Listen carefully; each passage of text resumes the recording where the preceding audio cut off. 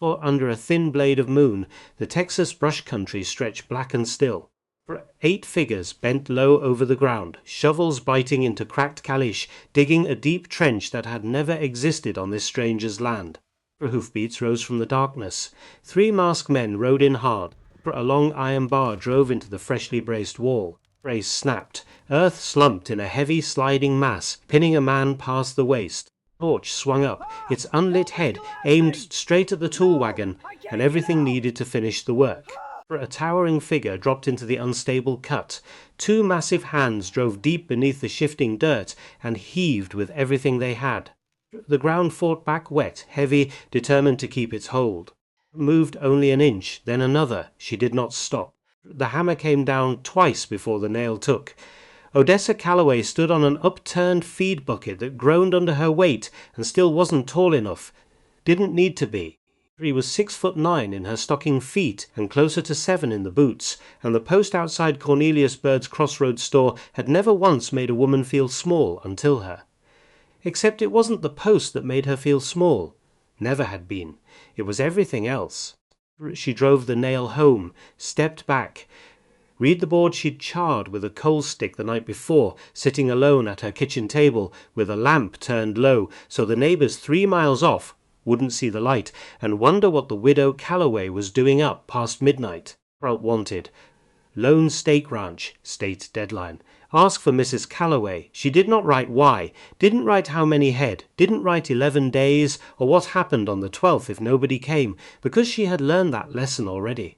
2 years a widow in a country that watched widows, the way it watched weather, waiting to see which way the wind would return them. Give people for fact. They built a story around it.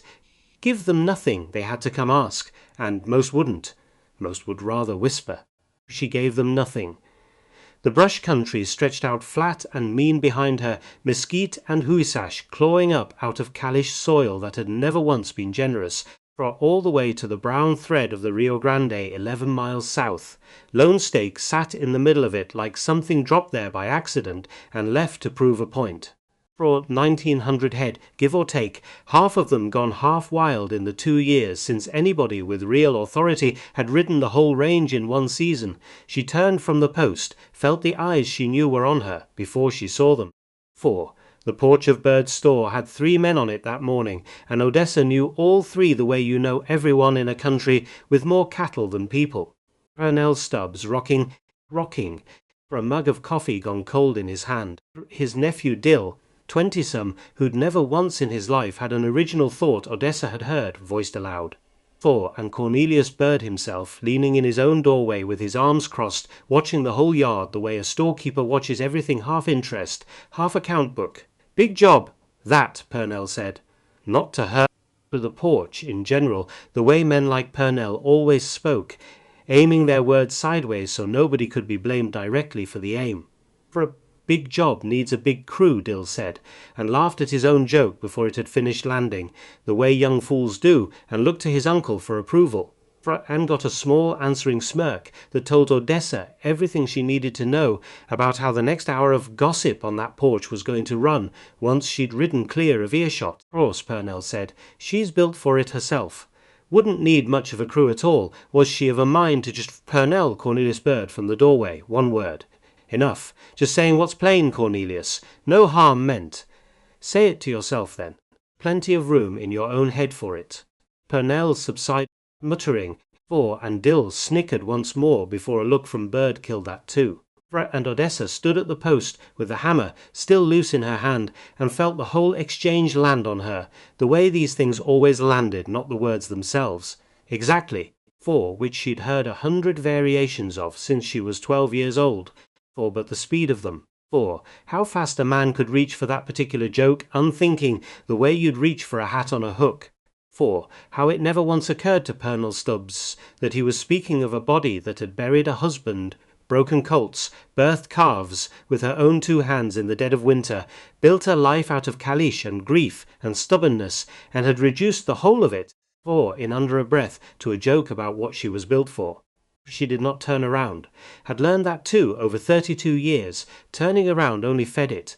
For a morning, Mrs. Calloway, Cornelius Bird said, and there was no smirk in it, which was the whole reason she still traded at his store, and not the one in Delview that was actually 2 miles closer. Coffee's on, if you want it, before you ride back. Obliged, Mr. Bird. Can't stay. Heard about the quarantine law. He said it plain. No pity dressed up in it, which she appreciated more than she'd ever tell him outright. Rough thing to land on a rancher, short-handed. I'll manage. Four didn't say you wouldn't. He glanced past her at the sign, then back. You want I'll mention it to anybody comes through, asking after work. Plenty of drifting hands this time of year, between the roundups. For obliged, she said again, because it was the only word that felt safe to keep saying, and turned her for home, before Purnell Stubbs could find a new sideways thing to say to the porch about the size of her, or the emptiness of her house, or the particular tragedy, as several of the county's finer minds had put it to her face, more than once, for in the 2 years, since Warwick died of a woman built like that, going to waste out there with nobody to breed her to. He had heard that phrase more than once, going to waste, like she was a length of good rope left coiled in a barn. For, like the whole of what she was for, had narrowed down to what some man might get out of her, and having failed at supplying a man currently, she had failed at her whole purpose in living. She rode the 11 miles home with her spine straight and her jaw tight, and did not let herself cry until she was well past the last rise where the store would have been visible, for had anyone been watching, which nobody was, for which was rather the entire trouble. She had been 12 when it started. Ring. Friends, she was an ordinary girl in an ordinary dress, 2 inches too short, and by the next spring the dress was on somebody's little sister, and Odessa was wearing her mother's, and by the spring after that she was wearing nothing that fit anybody, for because nothing was made for a girl who'd grown 8 inches in 14 months, and showed no sign of stopping. Schoolyard had a word for her before she had a word for herself. Several words. She would not think about all of them now, riding home with her boots planted in stirrups her own father had needed to have specially lengthened. Would not, except one came anyway, the way they always did, the way old bruises ache before rain-ox. Somebody's older brother had called her that once in front of the whole recess yard, and laughed, and half the yard laughed with him, because that was easier than not laughing. And Odessa had stood there 12 years old, and already taller than the boy's own father, and understood for the first time that being big did not mean being safe. For it meant being seen first and understood last. It meant people decided who you were before you opened your mouth, and once decided hardly anybody troubled themselves to be corrected. She had gone home that day and asked her mother why God had made her wrong. Frokar. Her mother, a small woman, had held her the way you hold something too big to hold, arms not near reaching around, and to said the only thing Odessa ever needed to hear, and didn't believe for another decade. He didn't make you wrong, baby. He made the world too narrow. 4. Those aren't the same thing. It took Warwick Calloway to make her believe it. Before that there had been years of proof stacked against it, one on top of another, and one piece of that proof rose up now, riding home from Birds, whether she wanted it to or not. She had been 16. There had been a barn dance out at the Devereux place, the same Devereux place, though she hadn't met Warwick yet, for that was still 4 years off, and her mother had sewn her a dress special for it, blue calico, let out twice already that year to keep pace with her. 4. And Odessa had stood at the edge of that dance floor the whole evening in her good blue dress, and watched every other girl her age get asked, and ask again, and spun laughing under the lantern light. For nobody asked Odessa. Not once, not out of unkindness. Most of them she understood that even then, young as she was, understood it better with every year that passed, but out of something worse than unkindness, out of simple absence of the thought. She was tall enough by then to look most of the young men square in the eye, or over the top of their heads entirely, and not one of them, not a single one in that whole barn, had thought to ask the giant girl to dance. For, because somewhere along the way she had stopped registering to them as a girl at all, and started registering as a fact of the landscape. Furniture didn't get asked to dance either. She had gone home that night, and cried into her mother's shoulder what she could reach of it, standing. Since by then her mother's shoulder came up somewhere near her own collarbone, and her mother had held her the same way she'd held her at 12. Arms not near reaching around, and said the same thing. in different words. For their narrowness isn't a verdict on you, Odessa, it's a limit on them. She hadn't believed that either. Not for years yet. 4. Not until a quiet man at a branding looked at her like she was simply the tallest person in the yard, and then looked away, and let her be exactly that and nothing more remarkable. 4. And something in her finally, slowly over 2 courting years, began to believe her mother might have been right all along. It took Warwick Calloway to make her believe it. She'd met him at 20 at a branding down on the Devereux place, where she'd come because her father needed the extra hands, and everybody for 30 miles knew Odessa Gage could rope and throw a calf faster than most grown men, and nobody dared say it different to her face. 4. Warwick hadn't looked at her like the men who came to gawk at the roping. Hadn't looked at her like the men who came to gawk, period. He'd looked at her like she was simply the tallest person at a branding, which she was, and then he'd looked away and gone back to his own work, and something about the plainness of that, the sheer ordinariness of being looked at, and then released, had undone. Something in her chest she hadn't known was clenched. He courted her the way he did everything, without hurry and without apology. Rode out to the Gage place every Sunday for the better part of a year, sat on the porch with her father talking cattle prices for an hour before he ever once addressed a word to her directly. And when he finally did, for it wasn't a compliment on her looks, for which she'd have distrusted, and it wasn't a joke about her size, which she'd have expected, it was a question about whether she thought the Devereux bull was worth what they were asking, and Odessa had answered him serious, and he'd listened serious, and that was the whole of their courtship. In miniature, 2 people talking to each other like the talking mattered more than the looking. They were married 2 years later, under a live oak on his family's place, the lone stake, him 30 and steady, her 22, and still learning how to stand in a room without bracing for the joke.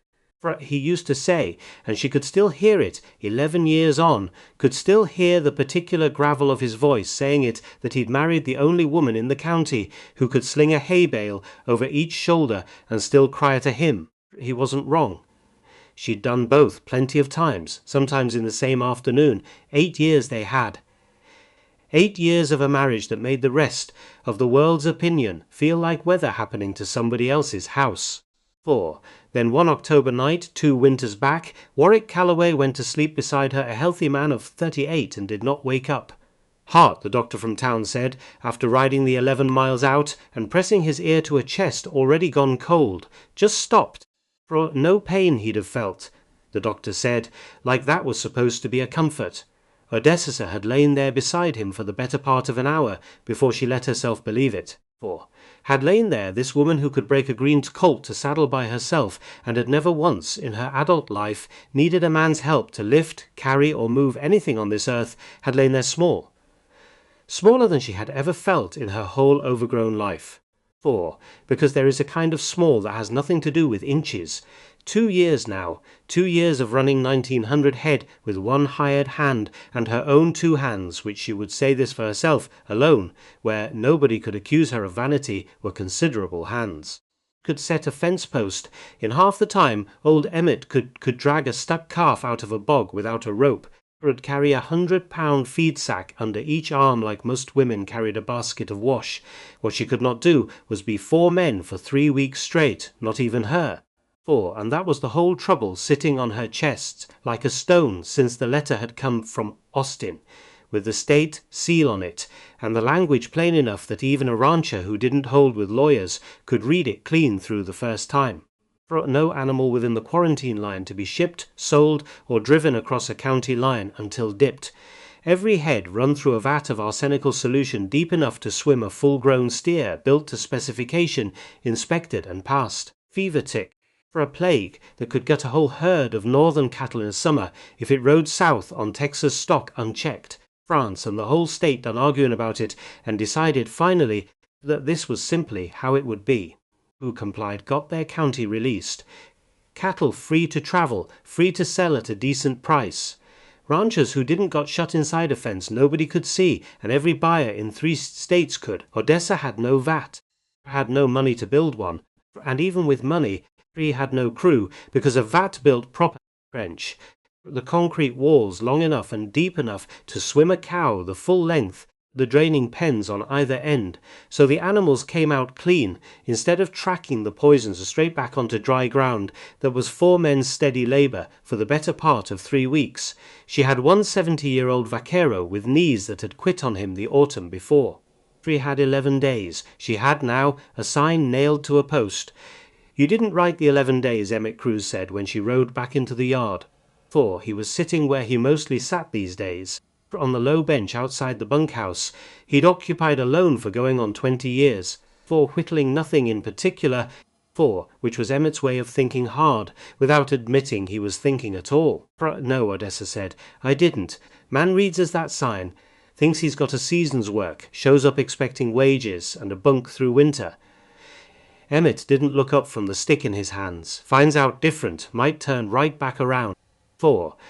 Then he wasn't going to stay past the 11 days regardless. Might have stayed if he'd known what he was walking into. Some men like knowing the size of a fight before they pick it up. Odessa swung down off her horse, felt the ground take her weight the way it always did, solid, no complaint, the one thing in this world that had never once flinched from her. I've had 32 years of people deciding what size fight I can handle, she said. Feel like starting the sign off with an apology. Emmett looked up at that, something in his weathered old face that wasn't quite a smile. Close enough. No, he said. Reckon you wouldn't. Days 1 and 2. Nothing. She told herself that was fine. Told herself Bird's store was 11 miles off, and word travelled slow in brush country, slower still when the word wasn't paying wages. Foretold herself this while she walked the dry wash behind the house, for the 4th time in 2 days, standing over ground that had held nothing but rainwater and rattlesnakes in 8 years of her marriage, trying to see a concrete vat where there was only caliche and creosote bush, and her own long shadow stretched thin across it in the evening light. If nobody came. Nobody came. Then on the 14th day, a man in a grey suit would climb down from a buggy with a ledger and a measuring rod, and he would find nothing here but a widow and an old man and a sign nobody had answered, and the lone stake would sit inside that invisible fence until it starved from the inside out, one unsold calf at a time. She had done the arithmetic on that more than once, alone at the kitchen table with the lamp turned low, knew exactly how many months a herd could go unsold before the debt outpaced the beef. Knew, too, the debt was already close enough to the edge of that cliff that she didn't have the luxury of many more months regardless. Grade 2. Evening. She caught herself standing in the doorway of the room that had been Warwick's and hers both, looking at the empty side of the bed like it might, if she stared hard enough, explain to her how a woman was supposed to do alone what had always taken two. It didn't answer. Doors and beds rarely do. Prance, talking to furniture now, she said aloud, to nobody, and heard how strange her own voice sounded in the emptiness, and shut the door, and went to check the stock tank instead, because there was always a stock tank that needed checking, and unlike doorways, stock tanks gave a woman something useful to do with her hands, while her mind worked itself into knots, which brought her, the way it always eventually brought her, to Wendell Crane. He came on the 3rd day, driving a buggy far too fine for brush country roads, wearing a suit that had never once been within 10 feet of a working animal, and smiling the particular smile of a man who has never in his life had to ask twice for anything. Mrs. Calloway. He didn't get down right away, sat up on the buggy seat looking over the place, the way Odessa imagined a man looked over a horse he intended to buy cheap because it had gone lame. Heard you put a sign up at Bird's. News travels. News about you travels faster than most, ma'am. For it always has, he said it pleasant. Read everything pleasant. That was the thing about Wendell Crane that had taken Odessa the better part of 2 years to fully understand the venom never showed in his voice. Only in what came after it, later when you'd already agreed to something you couldn't quite remember agreeing to. He climbed down. Framed to stand near her, which required him to look up considerably, and Odessa watched him do the thing men like Crane always did, which was decide not to be bothered by looking up, decide to make his height into her problem instead of his. I'll be direct, he said, for I hold your late husband's note. You know that I know it. 90 days that note, in the spring, before he passed, when the drought had him needing seed money he didn't have. I've been patient with it. 2 years patient, he let that sit, let her feel the weight of 2 years he was choosing, right now, to remind her he'd been carrying for her. 4. But a note's a note, Mrs. Calloway. It doesn't forgive itself for kindness. I've made every payment you have, every one on time, which is more than I can say for half this county. A pause, and here it came, the part she'd been waiting for since the buggy first came into view. 4. Which is exactly why I'd hate to see you lose the whole outfit over 11 days in a hole in the ground. I don't intend to lose it. No rancher intends to. Crane's smile didn't move. I could take your cattle off your hands now, before the quarantine locks them in place and they're worth nothing to anybody. Fair price. Below market. 4. I'll be honest with you. 4. Because I'm the one taking the risk of moving them before they're dipped, but fair, given the circumstance. You'd clear the note. Keep the land free and clear. Start over with a smaller herd, in your own time. No state deadline hanging over you. Odessa stood very still. This was the part where a smaller woman might have felt the ground shift. She had felt it shift the first few times Crane had made an offer shaped exactly like a kindness. She did not feel it shift now. She had learned the shape of the thing. That's my husband's herd, she said, built up from 400 head over 11 years of work that never once let up. I don't sell it off at a loss, because a deadline scares me into thinking, that's my only arithmetic. Not a scare, ma'am. It's a calendar. Something moved under Crane's pleasantness now, just barely, like a fish turning under still water. And calendars don't care how much a woman loved her husband's cattle. Neither do I intend them to. I intend to build the vat. With what crew? That's my business, Mr. Crane. Of course it is. He tilted his head, studying her the way he'd study a ledger column that refused to balance. For, though I'll say, a woman of your particular build, out here alone, taking on 4 men's labour with one broke-down vaquero for help, it's admirable. I want you to hear that I mean admirable. Also, if you'll forgive plain speaking, the kind of arithmetic that doesn't often work out the way pride wants it to. I've never once needed a man to lift what needed lifting, Mr. Crane. Digging's no different. No, he agreed, mild as milk. I don't suppose it is. 4. And something about the mildness of that agreement felt worse, somehow, than an argument would have, like he'd already decided the outcome, and was only humouring her, the courtesy of watching her arrive at it herself. 4. He looked at her a long moment. Looked, she understood later, like a man recalculating.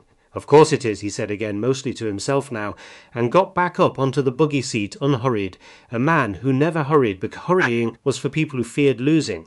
For I'll say this, and then I'll leave you to your business, Mrs. Calloway, because I do respect a woman who knows her own mind, whatever else gets said about you in town. For a beat, timed like a man laying a card face down instead of face up, so you wouldn't see what it was until later. The note comes due on the 14th of the month, same day, I understand, as your inspection.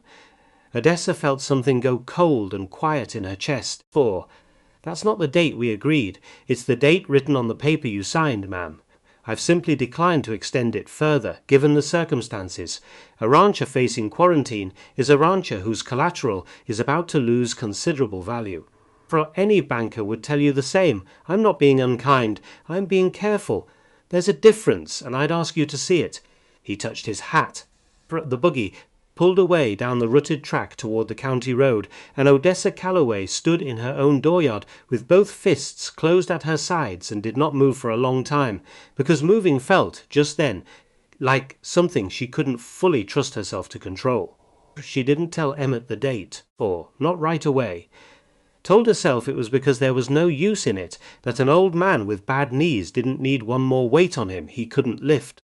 Braun knew underneath that it was something closer to shame, the particular shame of a woman who has always prided herself on carrying her own weight, finding out the ground under her had been rigged before she ever stepped onto it. 14 days had felt tight. 14 days with the note and the inspection landing on the very same morning felt like a door closing on both hands at once. She lay awake that third night, doing the arithmetic over and over, the way a person worries a sore tooth with their tongue, though it never once stops hurting for the worrying. Sell the herd, cheap, and keep the land, and become, inside a year, a woman running 50 head on ground, built for 2,000 a shadow of the lone stake, wearing its name like a borrowed coat. 4. Or hold the herd and lose it all when the note came due unpaid, quarantine or no quarantine, and lose the land besides. Both roads led to the same place if nothing changed. 4. Both roads led to Wendell Crane owning, eventually one way or another, what Warwick Calloway had spent 11 years building, unless something changed. 4. Day 4 dawned hot already by 7, the brush country giving no quarter even that early, and Odessa was out checking the near pasture fence when Emmett's voice carried across the yard with something she hadn't heard from the old man in longer than she could place. "Riders coming in," he called. "More than one." She came back at a hard walk, not quite a run, because giant women who ran anywhere got talked about for it. That was one more small tax the world charged her that it never charged anybody else, and she'd long since decided not to pay it unless the cause was worth the talk. 1. She'd decide later. Was worth it. In the moment, she only walked fast. A wagon come up the track first, sound but well used, tools lashed down with the particular care of men who'd learned the hard way what happened when they weren't. Behind it a second wagon, lighter, 4, and behind that a string of horses on a lead line, France and riding point on the whole procession. For a man she'd stood across a fence from only the evening before. For a ma'am. Gideon Rourke climbed down off the lead wagon, hat in hand before his boots had fully found the ground. "Told you we'd come proper, come daylight." 4. She would think back on the evening before, later weeks later, months later, for long enough on that she could afford to smile at the memory instead of just feel the old fear it had first stirred, and she would remember that her very first thought at the fence line, for anything else, had been suspicion. 4. Because that was what 2 years alone and 32 years of being looked at wrong had taught her. Suspicion first. Everything else after. She had asked him then in the failing light, why? Why 4 strangers would answer a sign that offered nothing but supper. 4. And he had told her plain, no dressing on it, no reaching for sympathy about a family ranch near the Nooses, a drought, a note called due early by a man who'd smiled the whole time he did it, father dead within 3 years of losing the only thing that had held his heart together. "I've spent 6 years since then, finding outfits caught the same way mine was," he'd said. "Don't take wages for it," because it was never about the wages. She had said yes before she'd finished deciding to. That was how it felt afterward, thinking back like the yes had arrived slightly ahead of her own certainty. 4. Now in the flat morning light she watched the wagons roll to a stop in her yard, and counted 3 men climbing down behind Gideon, and found herself doing the thing Crane had done to her only the day before sizing them up, deciding what kind of trouble each one might carry with him, and hating herself a little for the reflex even as she did it. "Whitlock," Gideon said, and the broad, quiet man nodded once, hands already pale with dried concrete dust, though the wagon had barely stopped moving, like the dust was simply a permanent feature of him. "Best mason I've worked beside. Mixes concrete, I feel you'll see what I mean." "Ma'am." Amos's voice was as quiet as the rest of him. Tobias Wren, the younger man, lean, already glancing toward the cold forge by the barn with something like hunger in his face. "Blacksmith. He'll have that forge lit and roaring inside the hour if you'll let him." "It stood cold 2 winters, Odessa said. "Was my husband's?" 4. Then it's past time it worked again. Prairie said 4, and there was nothing unkind in it, for only a young man's plain enthusiasm for fire and iron, and Odessa found she didn't mind it the way she'd braced to. Prairie Doak. Pran, wiry, restless-eyed. Same one she'd have to admit. Later she'd noticed first and trusted last. Straighter trench, faster than any man I've worked beside. Complains the whole while doing it. You'll get used to it. Somebody's got to complain. Prairie said, for with a grin that didn't quite reach his eyes, for or the rest of you'd think the work was easy. For Odessa looked the 4 of them over 5, counting Gideon, and felt the old reflex rise in her one more time. The arithmetic of what do they actually want, and made herself set it down. 4. Not because the reflex was wrong, because she'd decided, standing at that fence line the evening before, by believing a man's own account of himself before she went looking for the lie underneath it. It was a new muscle. It ached using it. She used it anyway. "There's a wash behind the house," she said. "Mr. Rourke's already looked it over." "For I expect you'll want the same before anybody starts digging." "Expect we will," Prairie said. France, and something in the set of his shoulders told her the crew was all ready. For, without further word from her, ranging itself into motion, Amos angling toward the wash, Praz toward the barn and the cold forge, Prairie reaching back into the wagon for the shovels before anybody had told him to. For only Gideon stayed where he was a moment longer, looking at her the way he had the evening before. Not sizing her up, just looking, plain, the way you'd look at anybody. We'll want to walk the whole property line before noon, he said. For, where your water sources sit, where the herd runs thickest, what ground we'd lose if we cut the trench through the wrong stretch of it. You know this place better than any of us ever will. I'd sooner build around your knowledge than over it. For nobody in 2 years had asked Odessa Calloway what she knew. They had told her what she must be feeling, must be needing, must be missing without a man in the house. Nobody had simply asked, "I'll saddle up," she said, and heard her own voice come out steadier than she felt, and went to do it before the strangeness of the moment could catch up with her further. The morning went to walking the ranch, Gideon asking short practical questions the whole way, where the tank ran driest in August, which fence lines the cattle pushed hardest against, how far the herd scattered when spooked and toward what ground. For Odessa answered plain, and found, somewhere in the second hour, that she had stopped watching him for the flinch. Dropped waiting for the moment, his eyes would catch on the size of her, and something would shift behind them, the way it always eventually shifted behind everybody's, even Warwick's people, for even after 8 years of marriage had mostly worn the wariness down to something bearable. It didn't come, not once, not the whole ride. You've got good instincts for this land, Gideon said, somewhere past the second hour, and it was the same plain way he'd said everything else, no more weight on it than the rest, and that was exactly why it landed as hard as it did. For most outfits this size, the owner couldn't tell you where the water ran driest without riding out to check first. I've had 2 years alone to learn it close, Odessa said. Necessity teaches faster than any book. Some people it teaches. Some people just get tired and quit before the lesson takes. He glanced at her, grief, and away again, the way he did most, looking, quick and then released, never lingering long enough to feel like appraisal. You're not one of the second kind. She didn't answer that, didn't trust herself to, not yet. Not with a stranger she'd known less than a full day.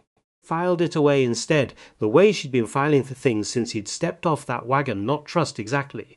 Not yet. Just room enough to keep noticing him without the old suspicion crowding every single notice out. By noon Amos had walked the wash 3 times over, testing the clay between his fingers with the concentration of a man reading scripture, and pronounced it good clay enough to hold, ground firm enough 2 feet down to bear a concrete floor without shifting come the first hard rain. Feet deep, Prairie said, crouched at the edge with Amos beside him. 2 of them murmuring figures back and forth that meant precise things to them, and only the shape of hope to Odessa. Listening. 30-foot run, minimum, so no animal comes through half-dipped because he found his footing too soon. Draining pens both ends, or the whole vat's wasted work cattle track the arsenic straight back onto dry ground, and you've poisoned your own pasture for nothing. How long, Odessa said 2 words.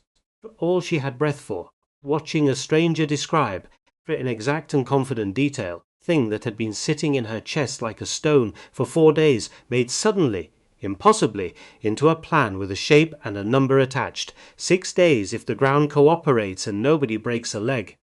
Gideon looked at her, and something in his face gentled just slightly. Not pity, she would have refused pity. Would have sent him off the place for pity, something closer to plain respect. You'll have days to spare before the 14th, Mrs. Calloway. We'll see to that. She didn't correct him about the second deadline. Not yet. Told herself she'd find the right moment soon, once the crew had settled and there was space to say it plain without an audience still finding its feet on her land. They broke ground that same afternoon. No ceremony to it. Cyrus drove the first shovel in, and Sander no. There was no Sander here. Only Cyrus and Amos beside him, marking the trench line with stakes and string, and Gideon crouched at the near end sighting down the length of it, to be sure the grade ran true toward the drainage end, because a vat that didn't drain right was worse, he said, than no vat at all, for it gave a man the comfort of thinking he was safe when he wasn't. Odessa watched from the rise above the wash, for exactly as long as it took her to decide. Watching wasn't a thing she knew how to do on her own land while other people sweated over it. Prairie went to the tool shed, came back with a second pick. "Ma'am." Prairie straightened, wiping his forehead, something uncertain crossing his face, the particular uncertainty of a man who has never once had to work alongside the person paying his supper and doesn't quite know the etiquette of it. "You needn't. It's my ground," Odessa said. "For my deadline, I'll dig it same as anybody." He set the pick and swung it, and the calish gave under the blow the way it rarely gave for anybody. A full spade's depth in a single strike, and she heard the work around her go quiet, for just a moment heard it the way you hear a room notice you, which she had spent 32 years learning to hear whether she wanted to or not. Prairie braced for it, the old reflex. The stares that turned into murmurs that turned eventually into somebody's careless remark about oxen or draft horses or going to waste. It didn't come before Lord Tobias said instead, from over by the barn where he'd been hauling scrap iron for the gate frames, and there was nothing in his voice but plain astonishment. "The unguarded, kind young men haven't yet learned to hide. Do that again." She did it again. Felt something loosen in her chest that had been clenched so long she'd half forgotten it could unclench at all. "She's worth two of you, Doak," Amos said. Mild, not unkind, the kind of ribbing men give each other when they mean it as a compliment and don't know a gentler way to hand one across. "Three. Most days," Cyrus said back, and there was a beat, just a beat where Odessa watched his face for the old ugliness, the thing that usually rode in right behind a remark like that, the joke about breeding stock, about what a woman her size was actually for. Watched, and didn't find it. Only a young man conceding a point he hadn't expected to concede, grinning despite himself. Gideon didn't say anything at all. Watched her work a moment, the way he watched most things, plain and unhurried, and then went back to his sighting line, like there was nothing remarkable in a rancher's wife. A rancher, she corrected herself, silently, fiercely, a rancher, not a rancher's wife, not any more, not for 2 years now, nothing remarkable in a rancher swinging a pick alongside her own hired crew. France, more than the astonishment, more than Tobias's do that again. 4 was the thing that stayed with her longest into the evening. For not being marvelled at, being unremarkable. She had wanted, for her whole overgrown life, to be exactly that. 4, and had never once managed it until a stranger's crew took it for granted inside the first hour of knowing her. 4, they worked until the light went red and low over the mesquite. 4 men and 1 woman. Toward the end, for old Emmett too, who couldn't swing a pick any more on those knees, but could haul the loosened dirt clear in a wheelbarrow steady as a much younger man. And by full dark the trench ran 40 feet from the wash's near lip.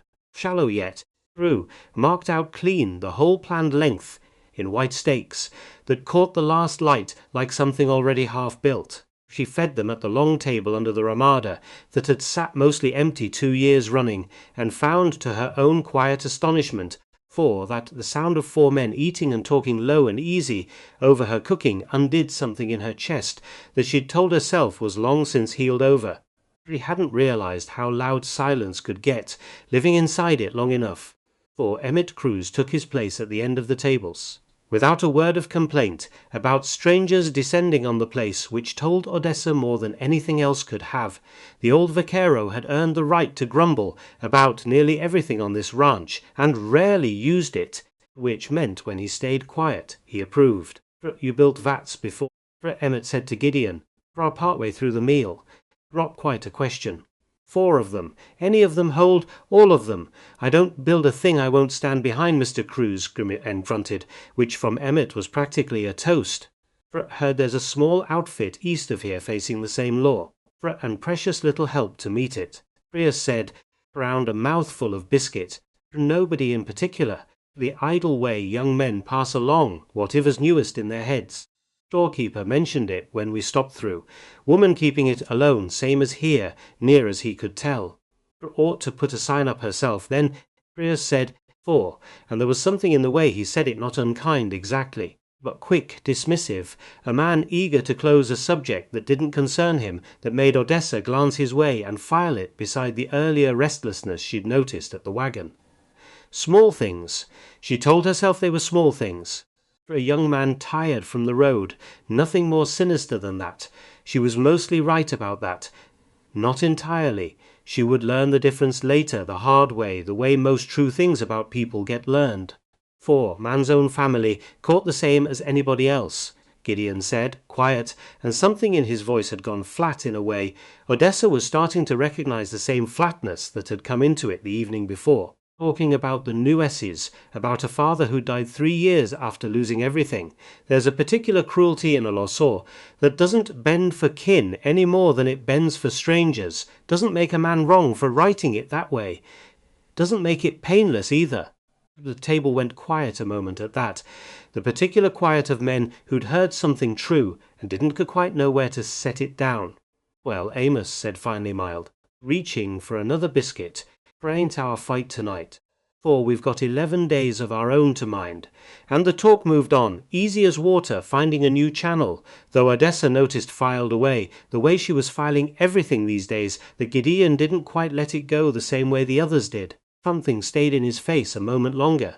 She wondered, briefly, what it was. Didn't ask. There was time enough for asking later, she told herself, and didn't yet know how wrong and how right that thought would both turn out to be. 5 came up hot and stayed hot. French, deepened by the hour. Framus and Cyrus, trading the pick and shovel in a rhythm so steady, it looked less like labour than like breathing. Prius's forge going from dawn to dusk now, hammering out the iron gate frames that would hold cattle single file at the vat's mouth. For Odessa worked beside them most of that day too, frowned. Somewhere in the doing of it, her hands had stopped aching by mid-afternoon, the way they used to when it was only her and Emmett against a whole ranch's worth of chores. 4 sets of hands changed the arithmetic of a day considerably. She had known that in the abstract, feeling it was different, for it nearly went wrong at midday. Framus had shored the north wall of the trench with cross-braced timber. Standard practice, he said, for ground this loose above the clay line, but the ground wasn't standard. Not quite, not where an old gopher warren had honeycombed the earth just under the surface without any of them the wiser, and the wall gave without warning while Cyrus was still down in the cut, setting the last brace. Voice went sharp. All at once, no drawl left in it. Get clear. He didn't move fast enough.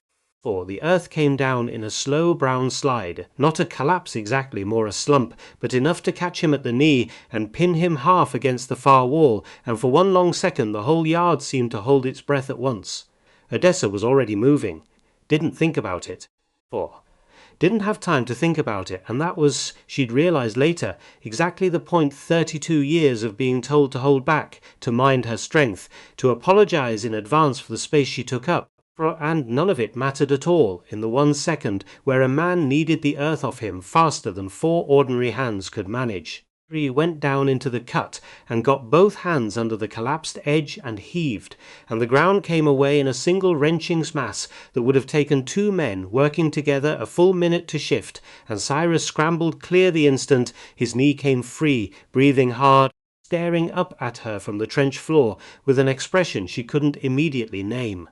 For you're not hurt, Prairie said, dropping down beside him, for checking the knee with quick, sure hands. Cyrus's voice came out rougher than usual. No, I'm... He looked at Odessa again, still standing over the shifted earth with dirt to her elbows, and something in his face was working through several things at once, faster than he could settle on any of them. Obliged, ma'am. Truly. Ground's ground, Odessa said, because she didn't yet know how to hold the moment any other way. Didn't know how to simply accept being the reason a man walked away from his own trench uninjured, instead of bracing for whatever remark might come after. For I wasn't going to stand up top and watch. Amos reshaped the brace before they went back to it, driving the timber deeper this time, testing it with his full weight, before he'd let anyone else near the cut again. And the work went on. 4. But something had shifted in the yard alongside the earth, something Odessa couldn't quite put a name to, yet Cyrus quieter than before, watching her sideways now and then through the rest of the afternoon with an expression that wasn't fear, exactly, and wasn't quite gratitude either, something unsettled, something still deciding. For he rode to Bird's himself, late that afternoon, for a second sack of lime the near collapse had wasted, and came back an hour past when the ride should have taken, offering no account of the delay beyond a mutter about the horse throwing a shoe. Odessa noticed. filed it away the way she was filing everything these days, and told herself again that she was likely imagining trouble where there was only a young man rattled by a near miss and slow on the ride home because of it. She was mostly right about that. Not entirely. For Emmett found her at the kitchen washstand that evening, scrubbing dirt out from under her nails that had settled in so deep it would take a week of scrubbing to fully clear, and stood in the doorway a moment before he spoke, which was Emmett's way of telling a person he had something on his mind worth the interruption. "Rat dope boy," he said. "Watch him." Odessa didn't look up from the washstand. He pulled his weight today, same as the rest. Near got buried for the trouble. Didn't say he wasn't a worker. Said watch. Before Emmett came further into the kitchen, lowered himself into the chair by the stove, the way he did most evenings now, knees complaining audibly the whole way down. "I've broke horses 40 years, Odessa. 4. Learn a thing or two about which ones are settled, and which ones are only acting settled till the gate opens wrong. That boy's got to look to him some mornings like he's doing sums that don't add up easy. Rourke, I'd trust with the whole outfit, and never look back. Whitlock and the young Smith, same. Doak, I'm not so sure yet. You've known him 5 days. 5 days is plenty watching close." Emmett's voice had none of its usual dry humour in it now. "I'm not telling you to send him off. Fran saved his own hide falling into a trench. No shame in a young fellow being rattled after. For I'm telling you to keep your eyes open, the way you keep them open on everything else around here. Because you're the one signed on to trust 5 strangers with everything Warwick built, and trust oughtn't ever be handed out blind, even to men doing good work." Odessa set down the scrub brush, looked at the old vaquero a long moment, feeling the particular exhaustion of a day that had held both near disaster and the strange unfamiliar comfort of not facing it alone. "You know," she said, "there was a time not so long ago when half this county would have told you the one person on this ranch worth watching close was me. Too big to trust around delicate things, too strange to trust around ordinary ones." She dried her hands on her apron, slow. "I spent a long while learning not to hand out suspicion just because the world handed it out to me first. I'd rather make the mistake of trusting a man too far than the mistake of never trusting anybody at all. I've lived both ways, Emmett. Second one's lonelier, and it hasn't once made me safer for the trying." Emmett was quiet a moment, working that over. "Fair enough," he said finally. "Only asking you watch, not that you stop trusting. Difference, same as Crane's fond of telling you. There's a difference between unkind and careful." A ghost of dry humour came back into his voice. "Man's wrong about most things. Might have stumbled onto a true one there, even so." "I'll watch," Odessa said. "For I watch most everything these days. Habit of a lifetime." "I know it," Emmett said, gentler than she'd heard him in a long while. "Wish to God you'd never had to learn the habit in the first place, but I'll grant it's serving you well now." She sent Emmett to Bird's the next afternoon for a fresh sack of lime, the vat needing more of it than she'd laid in stock for, and he came back near sundown with the lime, and with something else riding alongside it that he set down at the supper table, like a man setting down a thing he'd rather not be carrying. "Word's gotten to town," he said, "about the crew." "Word travels," Odessa said, echoing herself from days before, though the words tasted different this time, less like armour and more like a thing she was bracing to hear the shape of. Parnell Stubbs had plenty to say on it, from what Bird tells me. 4 strange men camped out at the widow Calloway's place. Emmett's jaw worked a moment before he went on, and Odessa's understood, watching him, that whatever came next cost the old man something to repeat. Some of it wasn't fit for supper company. "I'll leave it there." "Say it," Odessa said. Quiet, because she had spent 2 years imagining what the county said about her in rooms she wasn't in, he saw, and there was something almost easier about hearing it plain than going on imagining it worse. Man wondered aloud what kind of woman needed 4 strangers under her roof with no chaperone in the house. Emmett didn't look at her while he said it, which was its own kind of mercy.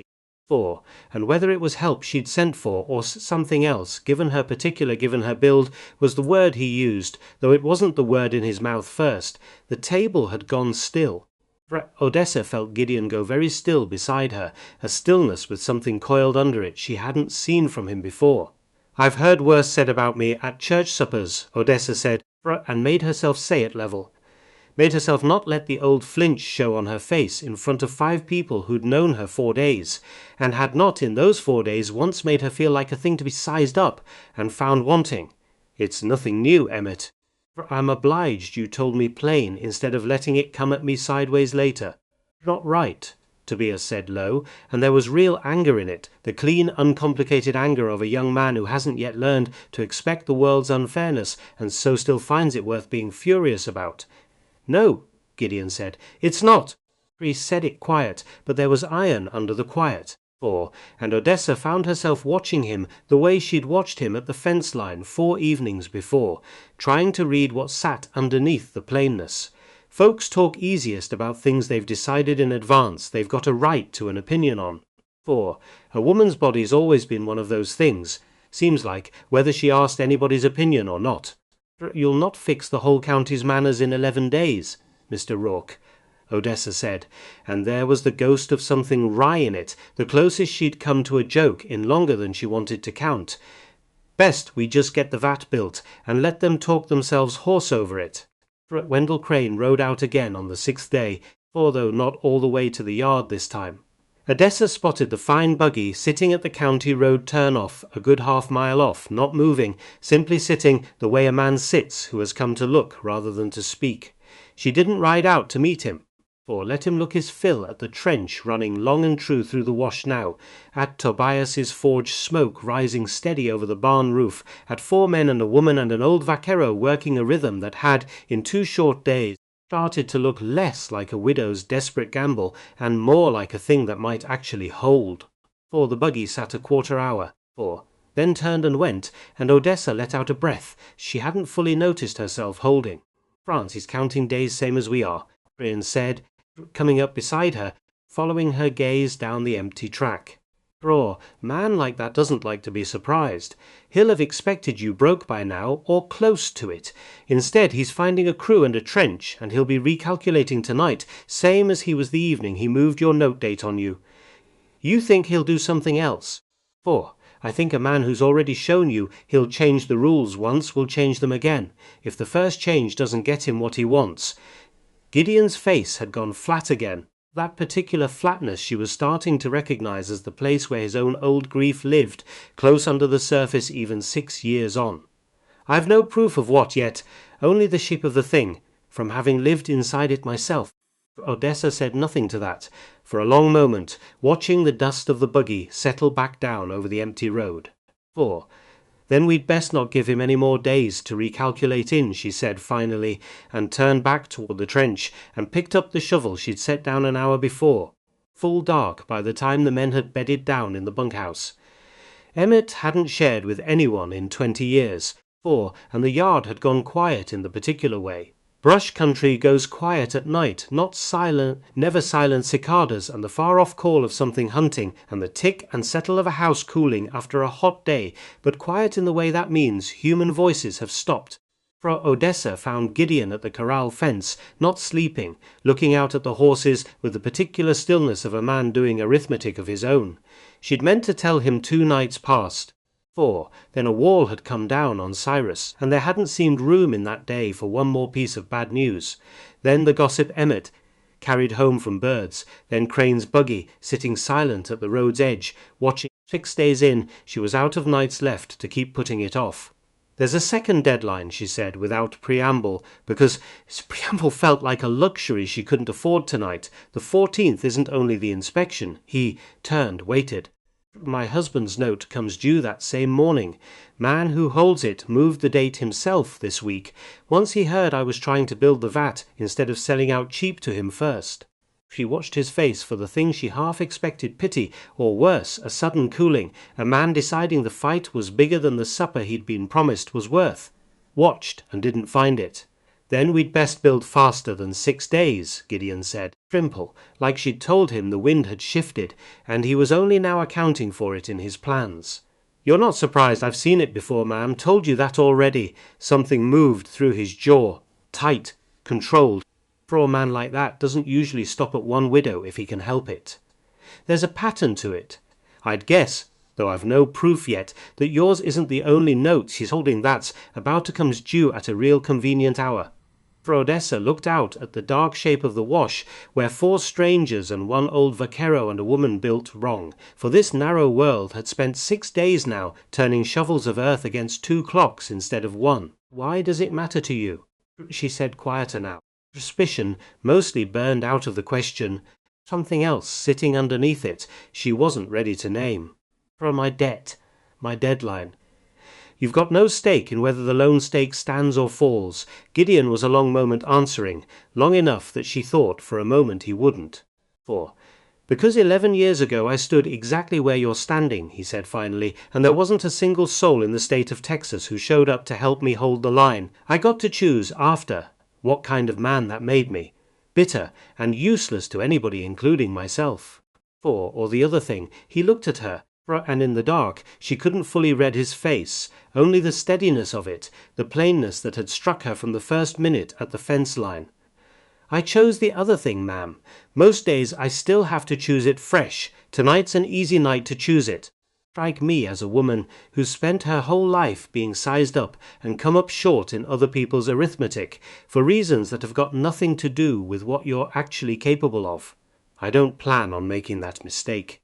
For Odessa Calloway, who had not cried in front of another living soul since the morning she woke up beside a man already gone, felt her throat go tight and said nothing at all for a long moment, because there was nothing in her that trusted her own voice just then. Get some sleep, Mr. Rourke, she managed finally. 6 days is a short. 6 days. 14's a short of 14, he said, but we'll make it hold. Neither of them moved to go. 4. The horses shifted in the corral, low sounds in the dark, and somewhere off in the brush a coyote started up and another answered it, and the 2 of them stood at the fence rail not speaking for a stretch of time that would have felt strange with almost anybody else, and didn't somehow feel strange at all with him. For can I ask you something? Ressa said finally. Trust you'll answer it plain, for the way you've answered everything else. You can ask, does it bother you, for working for a woman built the way I'm built, taking orders on where to dig and where to fence from somebody most men in this county would rather look past than look at? Gideon was quiet a moment, and she braced herself, the old reflex rising even now, even after 4 days of him, proving himself different from every reflex she owned. I had a sister, he said finally, older than me by 6 years. She stood near as tall as you do. For near as I remember, I was young when we lost her, fever. Winter I was 9. My memory of her's more feeling than fact by now. 4. But I remember this much clear. I remember grown men crossing the street in town so they wouldn't have to walk past her close, like her size was catching. I remember her laughing about it at our supper table, loud, on purpose, because she'd decided a long time before I was old enough to understand it that she'd rather laugh first than wait for the room to laugh at her. Something moved through his face, old grief worn smooth the way Odessa's own grief, for Warwick was starting slowly to wear smooth. So no, ma'am, it doesn't bother me, it does something closer to the opposite of bother. Feels, some days this week, like a debt I never got to pay her getting paid a little, sideways to somebody else. Odessa said nothing for a long moment. 4. There was a particular kind of quiet that came from hearing a stranger hand hew a grief he'd never once spoken aloud to anybody else, and she sat inside that quiet a while before she trusted herself to speak. 4. I'm sorry, she managed at last, about your sister. I'm sorry about your husband. He said it simple, no more weight on it than anything else he'd said all evening, and somehow that plainness made it land harder than any softer condolence could have. For a man who looked at you the way Bird tells it he didn't flinch, didn't marvel, just loved you plain. That's a rare thing to lose, however many years back it's been. 8 years he gave me before he went. For best 8 years of my whole life, and I'd have said that even if I'd had 80 more to compare them against. Odessa looked out at the dark shape of the corral, the horses settling now, quiet. 2 years I've been telling myself that was the whole of my allotment, that a woman my size gets one man in a lifetime who looks at her plain, if she's lucky, and I'd already spent mine, and the rest of the road was just going to be managing alone until I couldn't manage any more. She hadn't meant to say that much. I heard it land in the dark between them, and felt for a moment exposed in a way she hadn't let herself feel in longer than she could count, not the old exposure, not the schoolyard kind, but a newer, stranger kind. the exposure of having said something true out loud to somebody who might actually be listening. For Gideon didn't answer that right away. When he did, his voice had gone quieter still. "I don't know what your allotment is, Mrs. Calloway. Not my place to say. But I've found, these 6 years on the road, that the road tends to bring a man back around to the outfits that need him most, and it's brought me to yours at what looks to me like a real particular hour. I don't put much stock in that being pure accident. For a beat, careful, like a man setting a foot down on ground he wasn't fully certain would hold. That's all I'll say on it tonight. We've a vat to finish, and 2 clocks running against us, and there'll be time enough later, for if there's anything worth saying later, to say it." For later, Odessa repeated, testing the word, finding she didn't mind the shape of it in her mouth. For later, he agreed, "Good night, ma'am." "Good night, Mr. Rourke." He walked back to the house alone, under a sky gone thick with stars, the kind of brush country dark that made a person feel very small and very large at once. Small against all that distance, and large against the empty ground she'd walked alone for 2 years, and for the first time since October 2 winters back. For Odessa Calloway lay down in her bed without the particular ache of a silence that had nobody in it to break. She woke before first light, the way she always did now, and lay a moment listening to a sound she hadn't heard. In 2 years another human being moving somewhere on the property before dawn, boots on hard-packed dirt. The low murmur of men rising to a day's work without her having to be the only one to rise to it. Prayers, most likely, already coaxing the forge back to life. Or Amos, checking the braces in the trench one more time before the day's digging resumed, the careful habit of a man who'd rather lose an hour of sleep than lose a wall of earth on somebody again.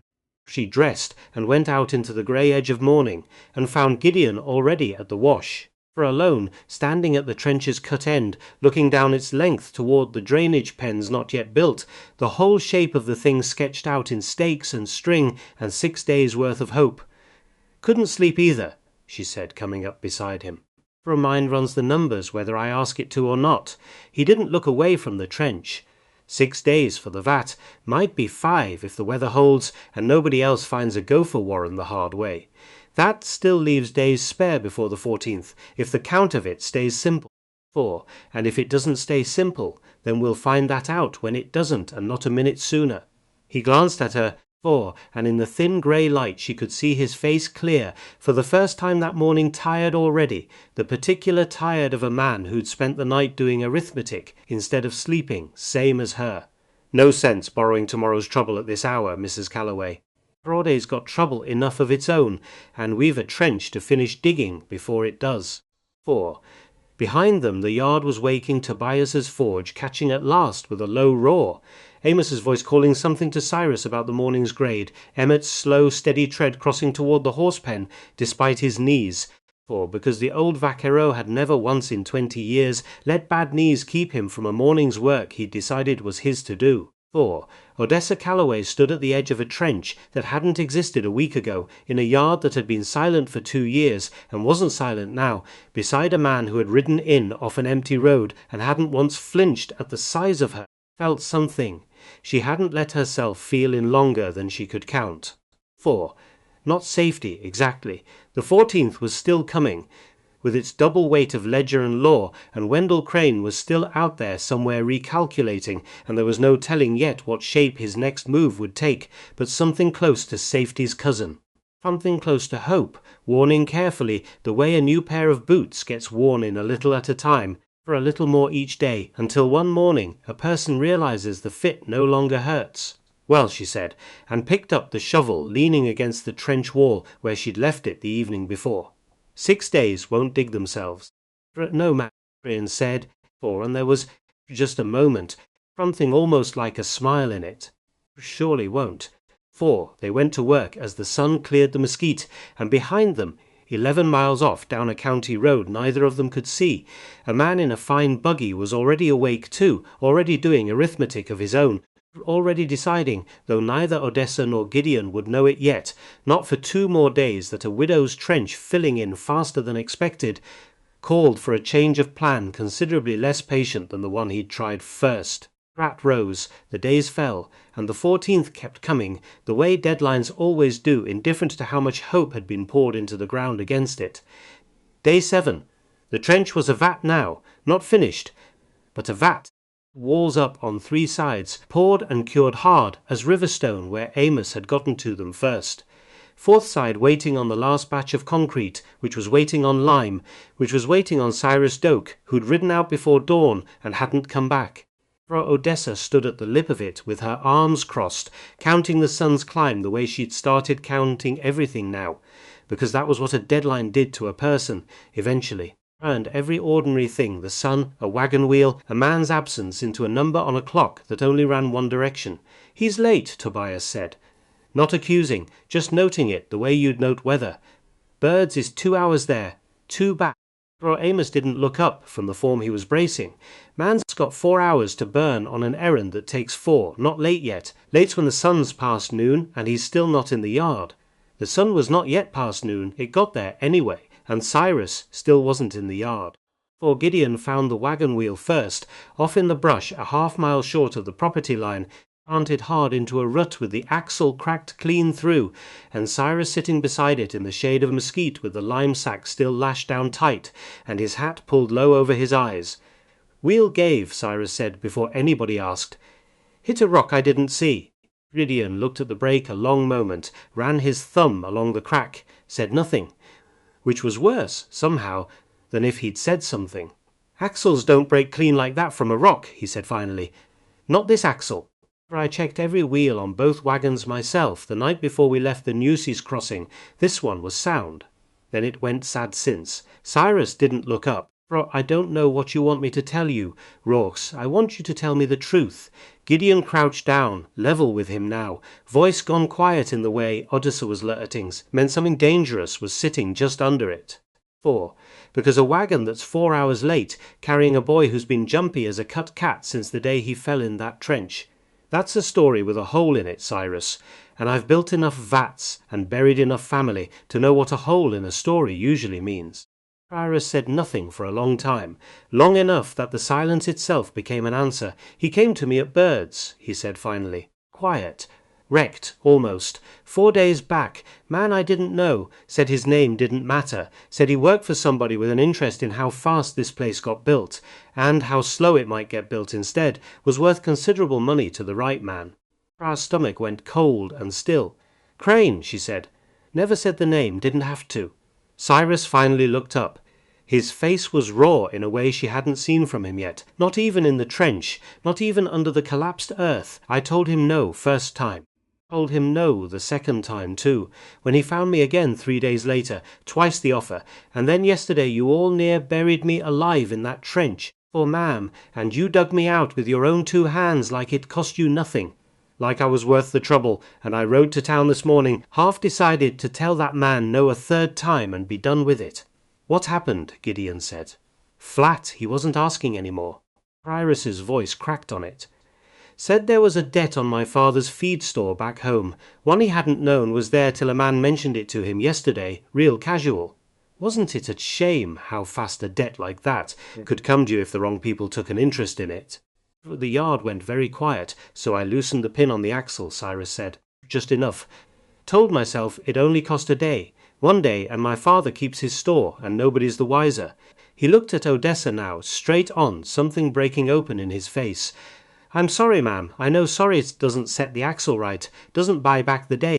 I'll take whatever you decide is fair. Only I wanted you to hear it from me, not from him."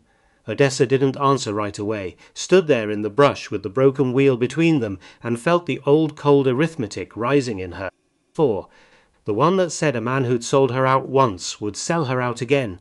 The one that said trust was a thing you handed out and never got returned whole. 4. Because that was the lesson, wasn't it? That was always the lesson, every time she'd let herself believe otherwise. Trust a schoolyard, get a joke back. Trust a porch, get a laugh back. Trust a crew of strangers, with everything Warwick built, except this wasn't the schoolyard, wasn't the porch either. 4. This was a boy sitting in the dirt with his own confession, spread out in front of him like an open wound. And there was a difference, wasn't there, between a cruelty freely chosen and a cruelty bought at the price of a father's roof. She knew that difference, for had lived close enough to the edge of it herself these 2 widow years to recognize it when she saw it standing in somebody else's shoes. Which was it? Which kind of man was sitting in front of her right now? She didn't know yet. That was the honest truth of it. Standing there she did not know, could not know, not from one broken axle and one shaking confession. Would have to decide anyway. For that was the whole terrible privilege of being the one left standing to decide. After Warwick, after 2 years of deciding everything alone with nobody to check her arithmetic against. And then, underneath all of it, something else rose too. Something that sounded, when she finally let it speak, less like Crane's arithmetic and more like her mother's. How much, she said. Or did he offer second time? $50. Cyrus's voice was barely above the wind. For more money than I've seen together in one place my whole life, and you turned it down twice before he threatened your father's store. Yes, ma'am. Odessa nodded slowly, looked at Gideon, who was watching her with an expression she couldn't fully read. Waiting, she understood, waiting to see which way she'd land, and ready to stand behind her either way she did. A man who folds the first time he's tempted, I'd send off this ranch inside the hour, she said. For a man who says no twice, and only breaks when somebody puts his own father's roof on the scale against it.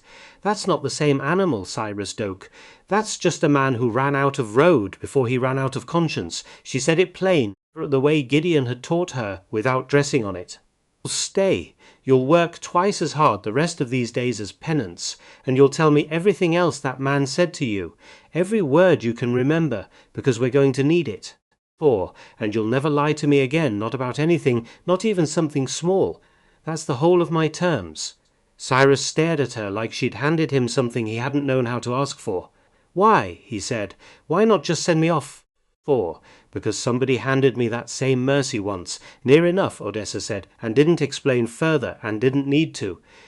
Gideon's face told her he understood exactly which somebody she meant, even standing 11 years, and a whole life removed from his own father's ruin. Get up. We've a wheel to fix, and a day already lost. We can't afford to lose twice. They lost the day before, made up half of it working past dark by lantern light, Tobias's forge throwing long orange shadows across the yard, while Amos poured the last wall by feel more than sight, testing the mix between his fingers the way he always did, from murmuring numbers to himself nobody else could follow. For Odessa worked beside them until her arms shook and didn't stop, because stopping felt like handing Crane back the day he'd already half stolen. For it was near midnight when Gideon finally called it, and even then only because Amos said the last wall needed to cure regardless of how many more hours they threw at it. For hours wouldn't rush chemistry, no matter how badly the 14th wanted them to. We'll finish the draining pens tomorrow, Gideon said, wiping concrete dust from his hands in the lantern light. That itself's done once this wall sets. 2 days behind where I told you we'd be. Prairie will hold. Prairie, repeated, and heard the exhaustion in her own voice, and didn't try to hide it. Because there was nobody left in that yard she needed to perform strength for any more. And that realization landed on her almost as hard as the day's work had. Small mercies. Small mercies add up, Gideon said. Same as small cruelties do. Ask Crane. He's built his whole fortune stacking them. Day 8, for she caught him alone at the forge past dark, everyone else already bedded down, the coals gone to a low red glow that painted the whole side of his face in something warmer than the moonlight outside. Couldn't sleep either, she said, echoing herself from days before.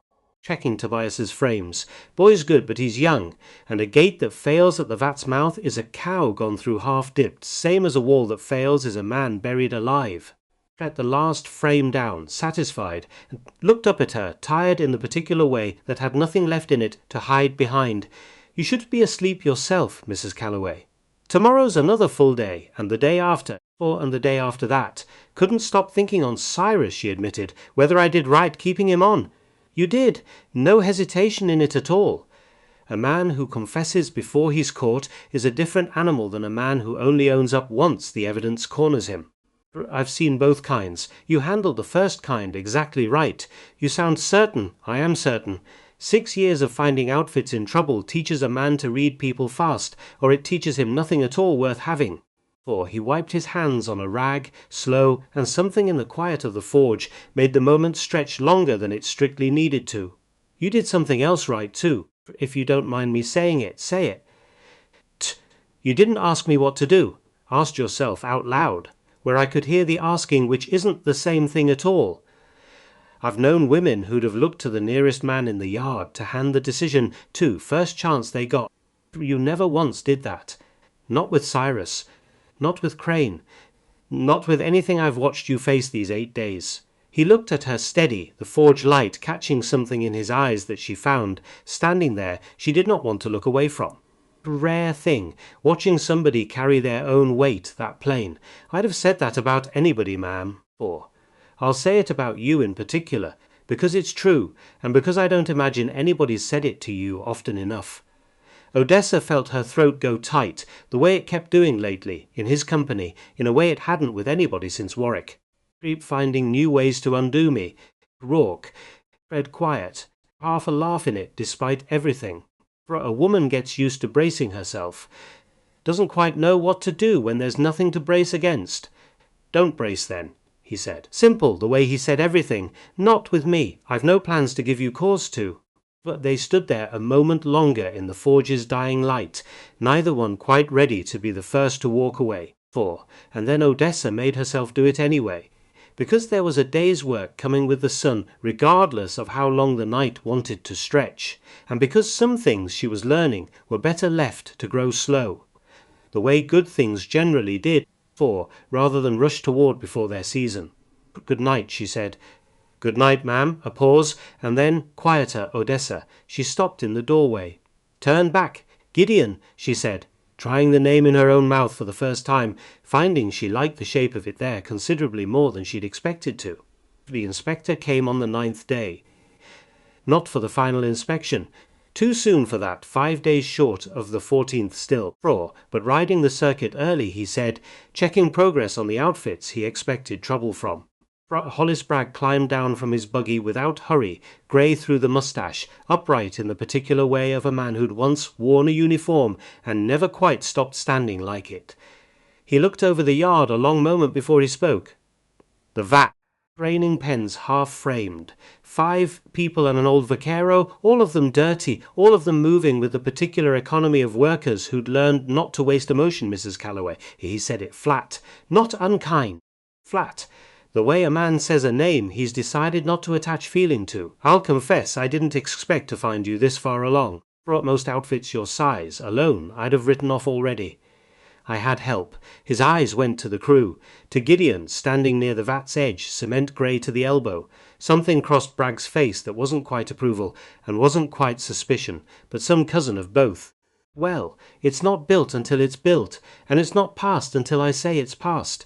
He walked the length of the vat once, slow, running a gloved hand along the top of the near wall, testing for give that wasn't there. I don't grant exceptions, Mrs. Calloway, not for widows. Not for hard luck, not for anybody. I've seen what happens when this law bends for sympathy's sake, and I won't have it bent on my watch. For nobody's asking you to bend anything, Prairie said, coming up beside her, wiping his hands on his trousers. We're asking 5 days to finish what you're asking for. That's all. Bragg looked at him a long moment. Something unreadable moving behind his eyes. See that you have it built. Right then, he said. For a vat that isn't deep enough, or long enough, or mixed to strength, worse than no vat at all. For it gives a man the comfort of thinking he's safe when he isn't. He said this last with a flatness that suggested the sentence cost him something, though he offered nothing more of it, and climbed back into his buggy, and drove off toward the county road without looking back. Gideon watched him go a long time. Man rides like he's carrying something, he said, through no one in particular, and went back to the draining pens before Odessa could ask him what he meant. She found out what Bragg was carrying before that same day was through, and not because he told her. It was Bird's store that told her.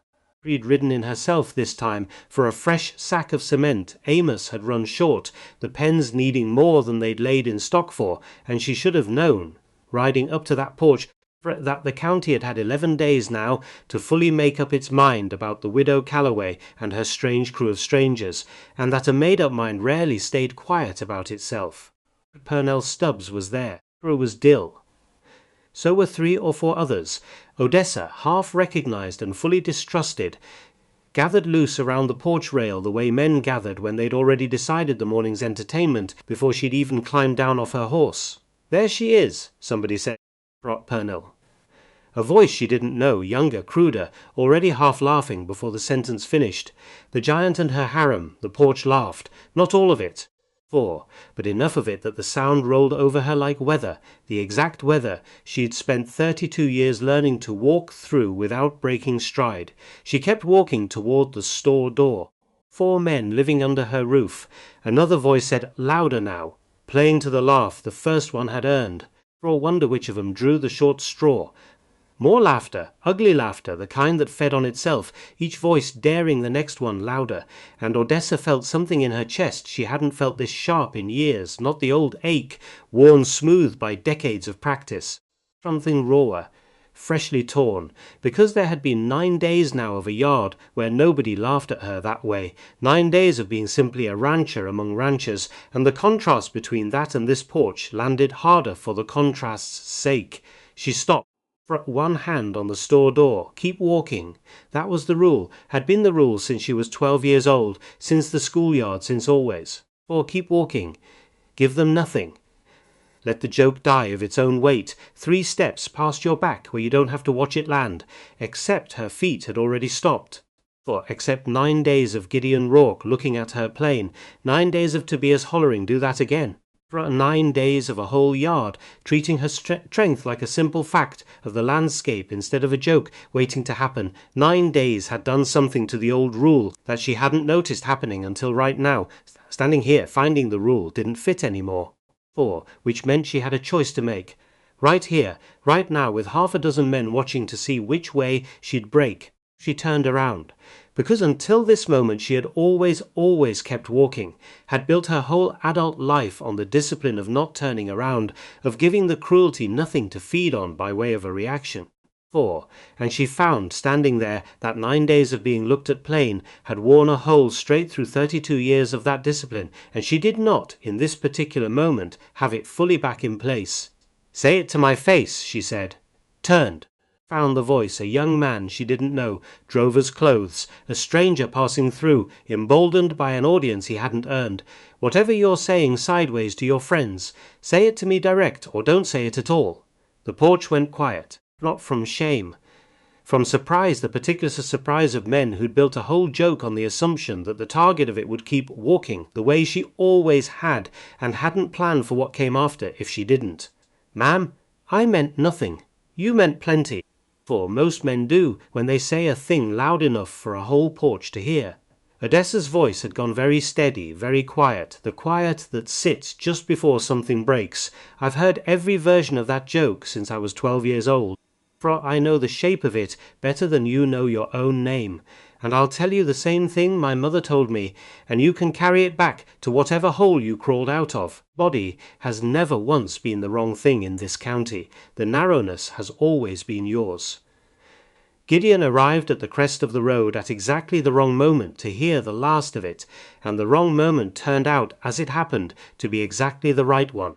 He'd come in for the second wagon load, Cyrus driving the team behind him, and he took one look at the porch, the drover's red face, the loose half-circle of men, gone quiet and shifting now, for Odessa, standing very tall and very still in the middle of it, and understood the whole shape of what he'd ridden into, without a single word needing to be said to him. "Problem here," he said.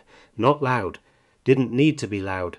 For there was something in his voice that carried anyway. For the particular carry of a man who has decided, in the space of one breath, for exactly how much of this he intends to tolerate.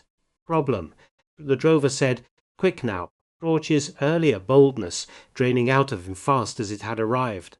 Funny. Gideon came up the steps slow, unhurried, the same unhurried he'd carried into Odessa's yard 8 days before.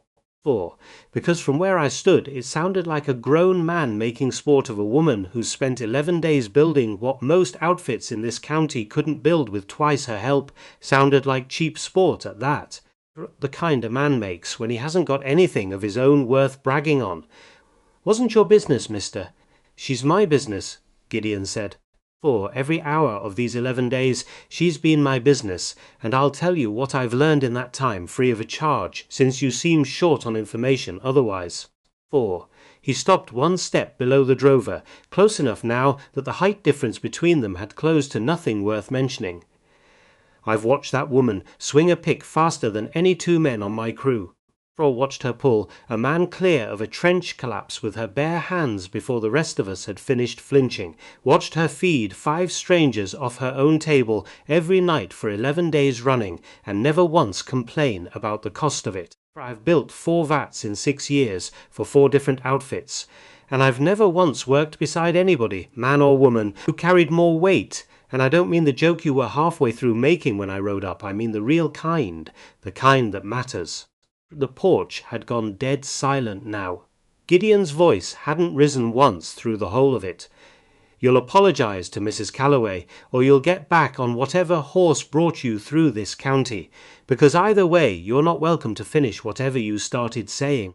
Groover looked from Gideon to the porch, found no support waiting there, and mumbled something that might have been an apology and might have just been a man's fastest route off a porch he suddenly wanted no further part of. He was gone inside a minute, and the rest of the porch scattered soon after, Purnell Stubbs last of all, from muttering something to Dill that neither Odessa nor Gideon troubled themselves to hear.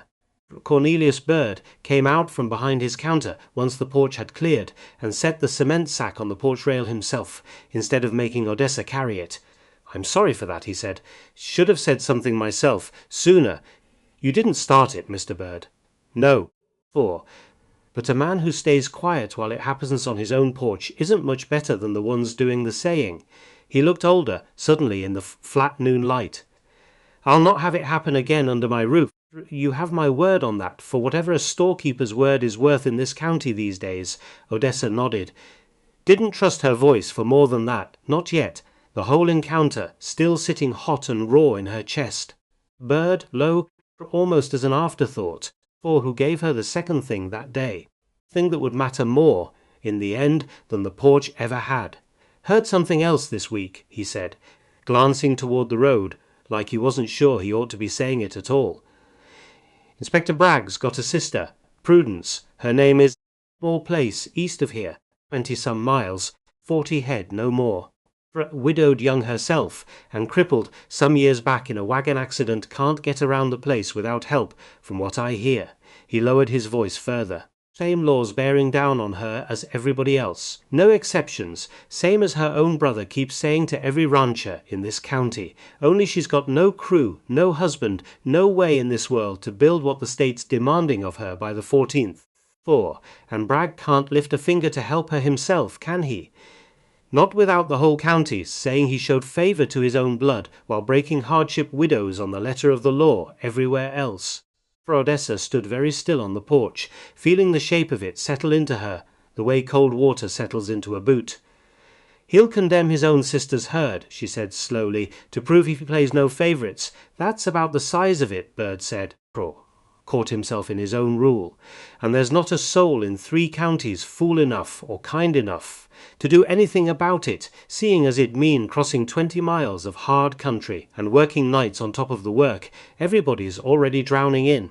For Gideon was quiet the whole ride back, and Odessa let him be quiet, because she was doing her own arithmetic alongside his, and the 2 arithmetics she suspected were arriving at the same place. "We've 2 days left on our own vat," she said finally, when the ranch gate came into sight. 2 days, and Crane's clock's still running under all of it, I know it. 20 miles is a long ride on top of a full day's labour. I know that too. For Gideon looked over at her, something steady and certain in his face, despite the exhaustion sitting plain underneath it. "Doesn't change what I'm thinking, though. Might be you're thinking the same thing. Riding beside me." "I might be." For Odessa looked out at the brush country running gold in the late light, at her own ranch, waiting ahead with its half-finished vat, and its 5 tired workers, and its 2 clocks both still ticking. Crippled widow, 20 miles off, about to lose everything to a law her own brothers sworn to enforce without mercy, and nobody in 3 counties fool enough to help her. "Fool enough," Gideon repeated, and something in his voice had gone almost warm, almost amused, despite everything. That's one word for it. What's yours? He thought about it a moment.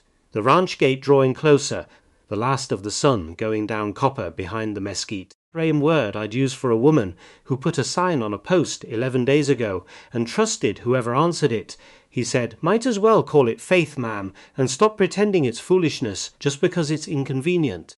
For they put it to the whole crew that night, a supper eaten faster and quieter than usual, everybody feeling the weight of the day settling into the yard alongside the dark.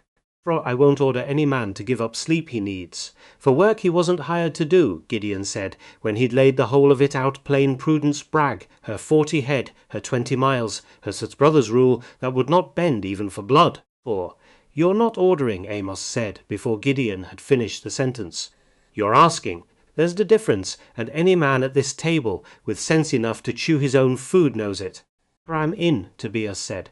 Quick, the clean, uncomplicated conviction of a young man who hadn't yet learned to weigh a good thing against his own exhaustion. Cyrus said nothing for a moment. For, then looked up, and there was something settled in his face now that hadn't been there since the axle, since the confession in the brush, since the long silence that had followed it. I'm in too, he said. For this outfit considerably more than one night's sleep, and we both know it. Nobody's counting debts here, Cyrus, Odessa said. For I am, he said, same as I'll go on counting it a good while yet. Let me pay a little of it down. France, at the end of the table, for only nodded once. From Emmett was practically a vow. You'd go too, Odessa said to him, not quite a question, knees and all. Road. With your husband 11 years before you ever set foot on this place, Emmett said, and there was something fierce under the old man's usual dryness, something that had been sitting banked under the surface for longer than Odessa had known to look for it. For buried him, near enough, same as you did, only from the bunkhouse, instead of the bedroom. I'll not sit home nursing bad knees while the rest of you ride out to do the kind of thing Warwick Calloway would have ridden toward himself, had the shoe been on the other foot. And never forgive me the sitting, and neither, I expect, would I. Nobody said anything to that for a moment. Odessa found her eyes stinging, unexpected, and blinked it back before it could fully arrive. 2 days left on our own vat, she said finally, once she'd found her voice again, looking around the table at all of them, 5 strangers who'd stopped somewhere in the last 11 days, being strangers at all. We finish ours first. For every hour of daylight on our own ground, same as we've been doing, and then whatever's left of the night after we ride. 20 miles there, Gideon said, 20 back, on top of a full day's digging. I know the arithmetic, Odessa said, for I've been living inside arithmetic like it for 2 solid years, Mr. Rourke. This is the first time the numbers have ever once felt like they were adding up towards something instead of away from it. Rat finished on the 11th day, 3 walls and the 4th, all cured true draining pens, framed and fenced square enough that Emmett, leaning on his cane at the edge of it, said he hadn't seen better work at outfits twice this size. 4. Odessa stood at the lip of it in the last gold light, looking down into a thing that hadn't existed 12 days before, that had been nothing but rainwater and rattlesnakes for the whole 8 years of her marriage, and the 2 years since, felt something in her chest that she hadn't let herself feel fully yet, not with the 14th still coming, not with Crane's clock still running somewhere underneath all of it. Hope, plain hope, unguarded, the kind she'd stopped trusting herself to feel 2 winters back. She thought of Warwick standing there. Couldn't help it, some part of her had learned these 2 years to measure every new thing against the shape of what she'd lost, the way a hand kept returning to check a scar even after the skin had long since closed over. He would have liked this vat, she thought. Would have liked the exactness of it, the square true lines, the particular satisfaction of watching a hard thing get built right. Would have liked Gideon too. She suspected in the plain unhurried way men who respected good work tended to like each other on sight. It did not feel, thinking it, like betrayal. That surprised her most of all. She had half expected, these last 11 days, that any warmth she let herself feel toward a living man would come at the cost of the dead one, that there was only so much room in a heart, and Warwick had claimed the whole of it once, and for all the morning he didn't wake up. 4. Instead, the thought of him sat easy beside the thought of Gideon, the 2 of them occupying separate rooms of the same house instead of fighting over one. 4. and Odessa understood, standing at the lip of a vat that hadn't existed 12 days ago, that perhaps her mother had been right about more than just the narrowness of other people. Perhaps grief itself didn't have to be narrow either. Perhaps her heart, like everything else about her, had simply been built bigger than the world generally expected, and there was room enough in it, after all, for more than one true thing at a time. 3 days spare, Gideon said, coming to stand beside her. Before the inspection, 3 days, Odessa repeated. And tonight, he looked at her, understanding exactly what she meant. Tonight, he agreed. Behind them, the crew was already loading tools back onto the wagon shovels, what cement could be spared, the last of the lime, and somewhere off to the east, 20 miles across hard brush country, a crippled widow, who didn't yet know their names, sat alone in a dark house, listening to a silence that Odessa Calloway knew the exact shape and weight of, because she had lived inside that same silence herself for 2 long years before a sign on a post and a stranger who hadn't flinched had finally broken it open. For they rode out under a sliver of moon a little past full dark 8 riders and a loaded wagon, moving east through brush country. None of them had crossed by night before.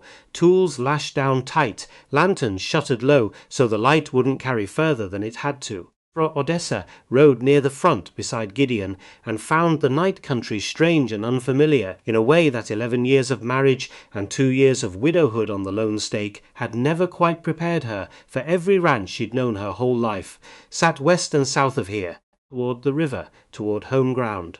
For east was somebody else's whole life entirely, and they were riding into the middle of it uninvited, in the dark, to do work nobody had asked them to do, and nobody would thank them for if they were seen doing it. You ever met her? Odessa asked low, the horse's hooves near silent on the soft Kalish track. The sister, no.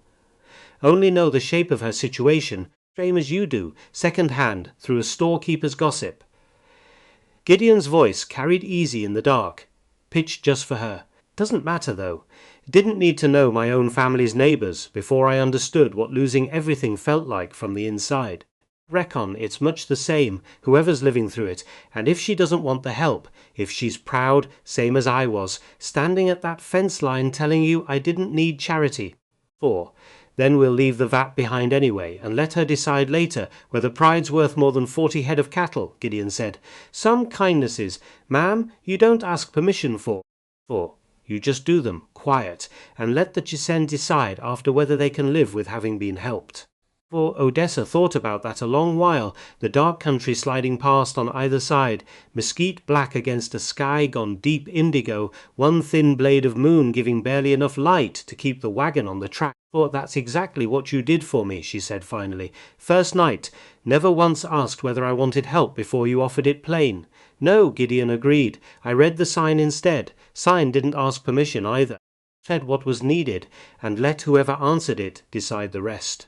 4. They rode on in silence after that, the miles falling away slow behind them. Cyrus and Tobias trading low talk somewhere back near the wagon.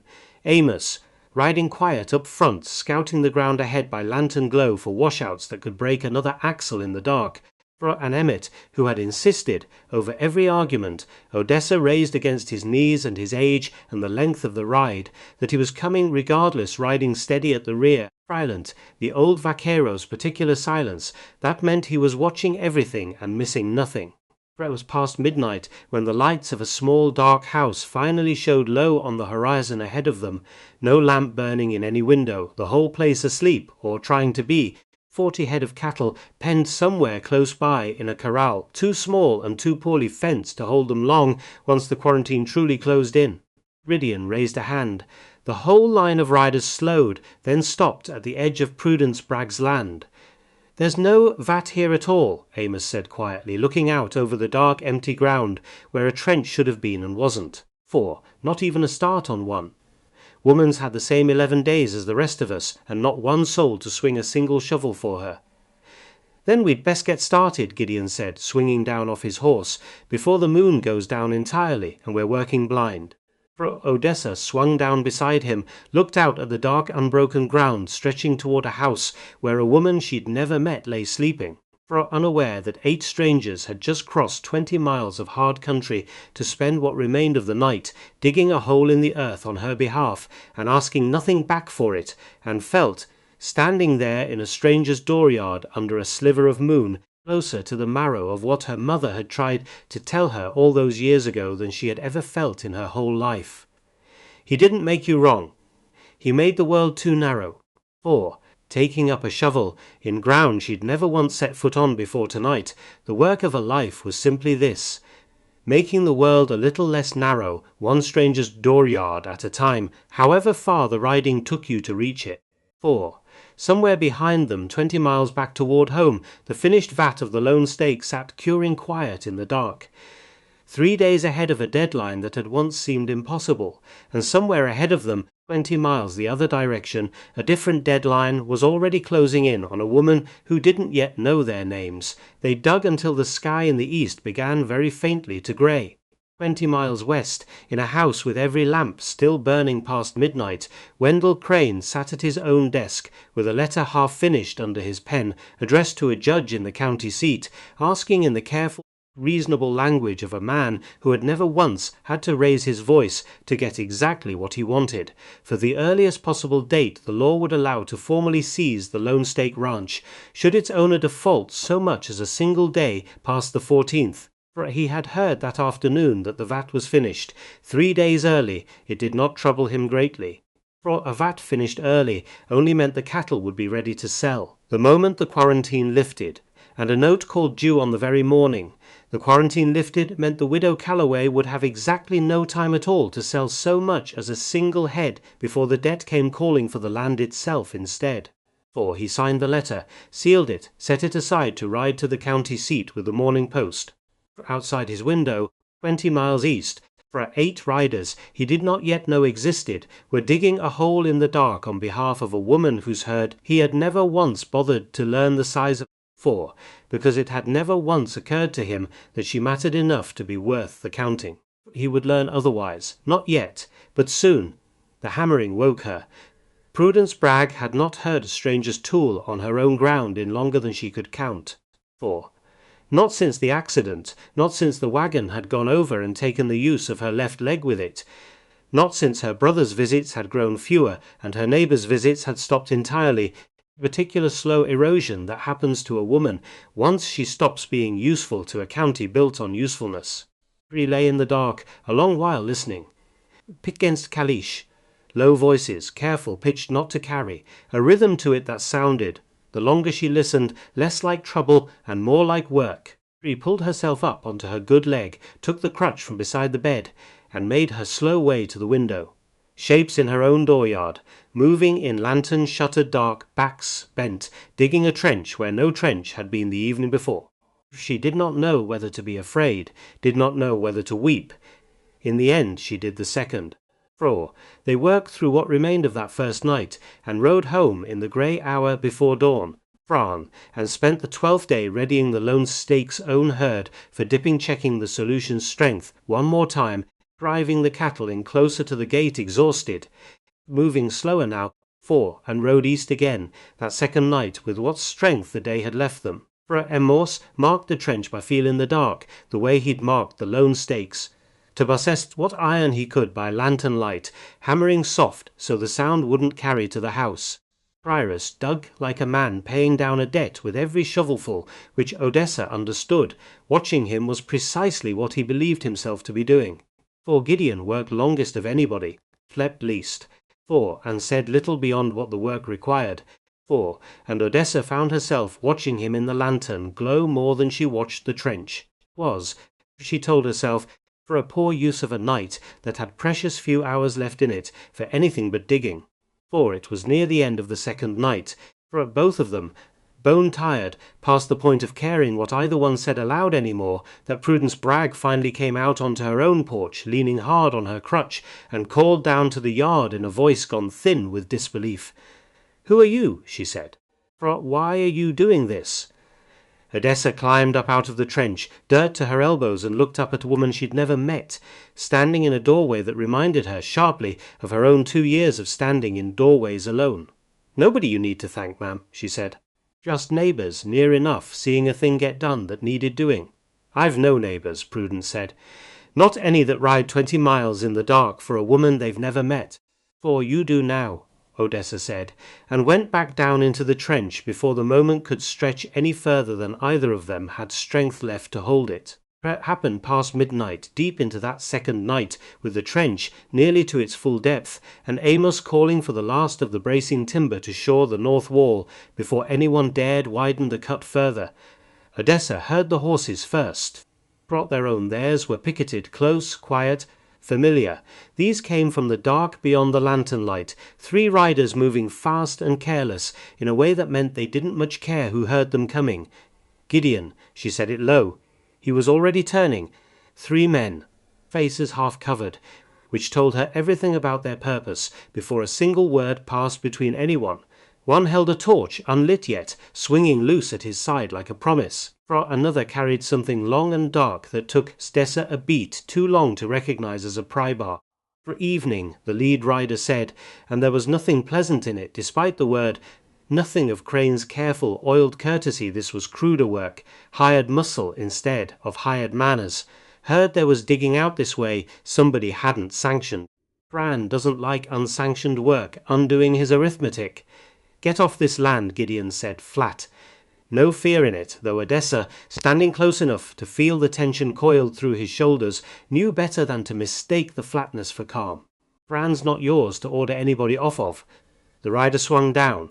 The other 2 followed. Won't take long. Just need this hole to stop being a hole. He went for the north wall, the freshly braced one, the one Amos had shored not 20 minutes before, and drove the pry bar in hard at the base of the nearest timber. No!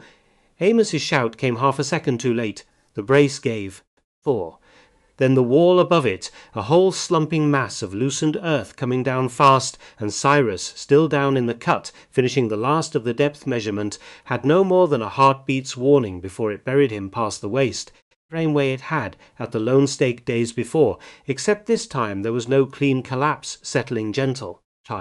The earth kept moving, sliding, dragging him deeper, and above him one of the masked men was already swinging the torch down toward the loose straw and lumber scattered at the trench's near edge not to light the ground.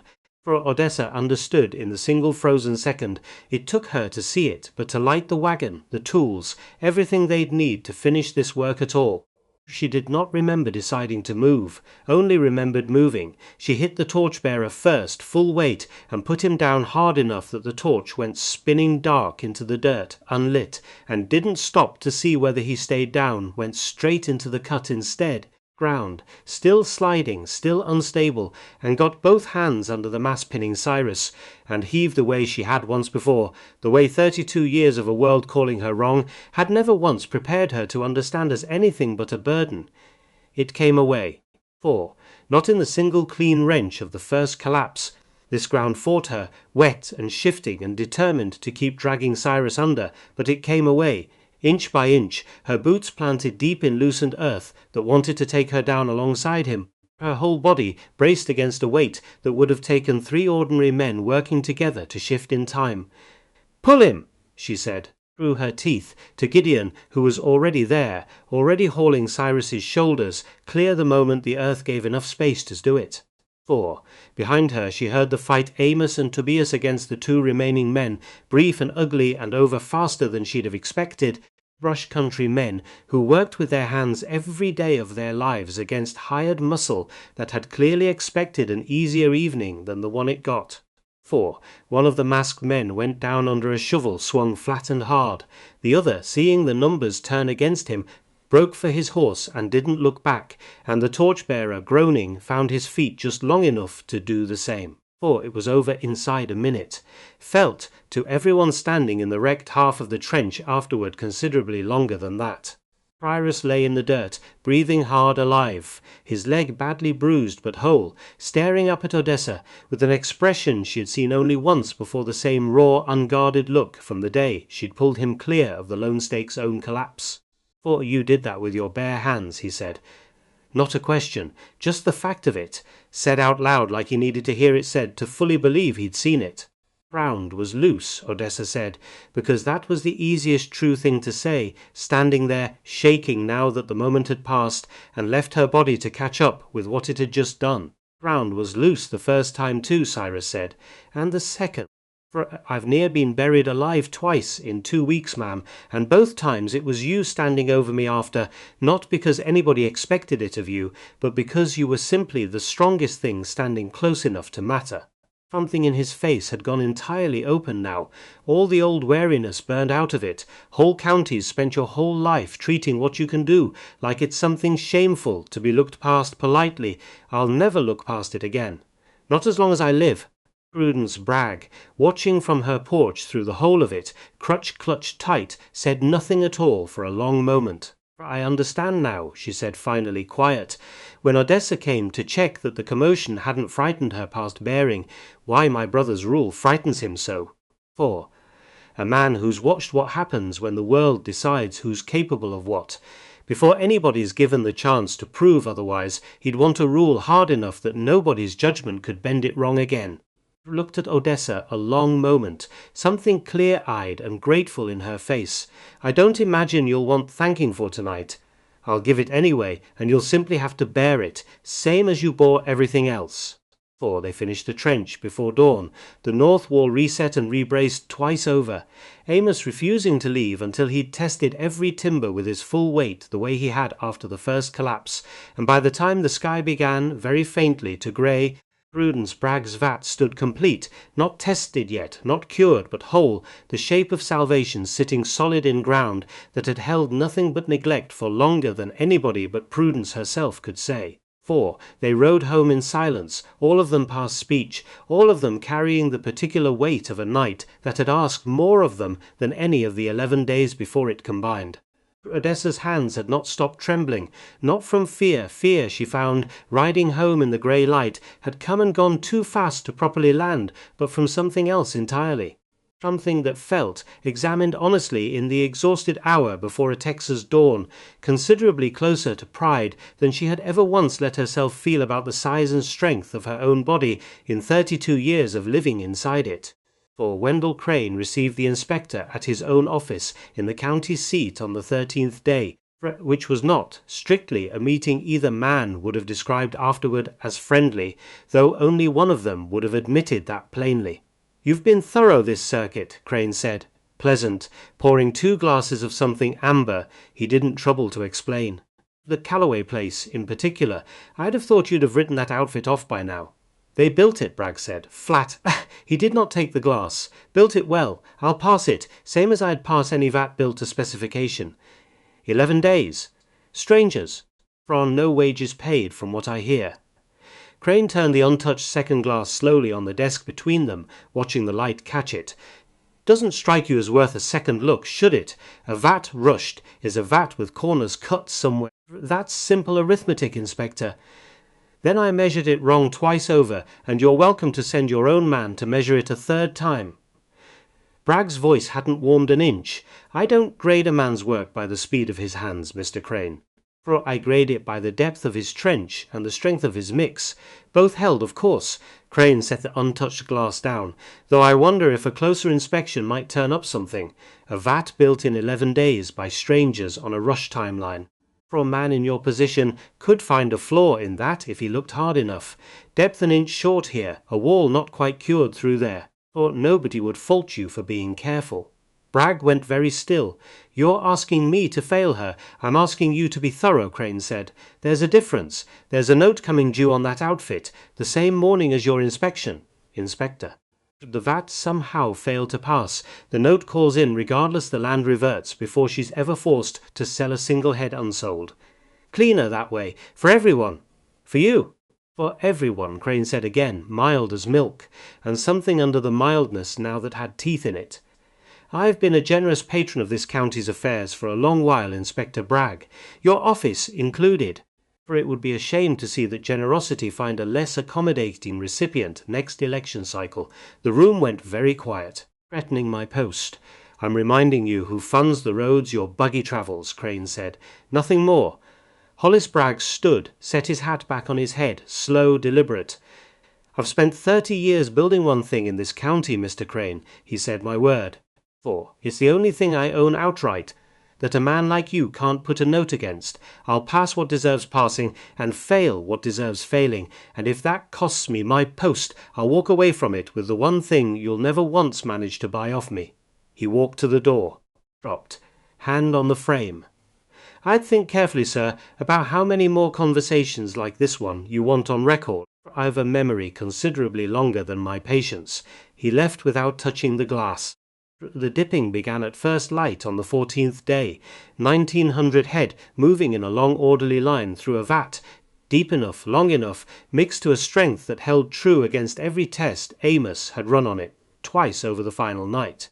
Odessa worked the gate herself, Emmett beside her calling the count, Tobias and Cyrus running the drive-line, or Gideon at the far end, checking each animal clear through the draining pens, and all of them moving on the particular exhausted momentum of people who had slept perhaps 9 hours combined across the last 3 nights, and would not, any of them, traded the tiredness for anything. Hollis Bragg arrived at 10 o'clock, buggy, ledger, measuring rod, and found the work already 3/4 done. He measured the vat twice. Depth, length, the concentration of the solution, tested and retested, because he could not quite believe it on the first reading. He wrote the figure into his ledger in the particular silence of a man who has run out of reasons to object. He was still writing when a rider came up the county road at a hard trot, dust rising behind him, and pulled up hard at the yard's edge, breathing as hard as his horse. Inspector Bragg. The rider, a neighbour of Prudence's it would turn out, sent because nobody else in that stretch of country had known who else to send, looked around the yard at the assembled crew before he spoke again, uncertain who among them he was even addressing. "Your sister's outfit." Her Vat Bragg's pen went still on the page. "What about it?" "It's built, sir. Passed already this very dawn by a travelling deputy come through unannounced. 40 head. Dipped and cleared." The rider shook his head, still catching his breath. "Wasn't there 9 days ago. I'd have sworn to it myself. Whole county's asking who built it, and nobody can put a name to the doing of it."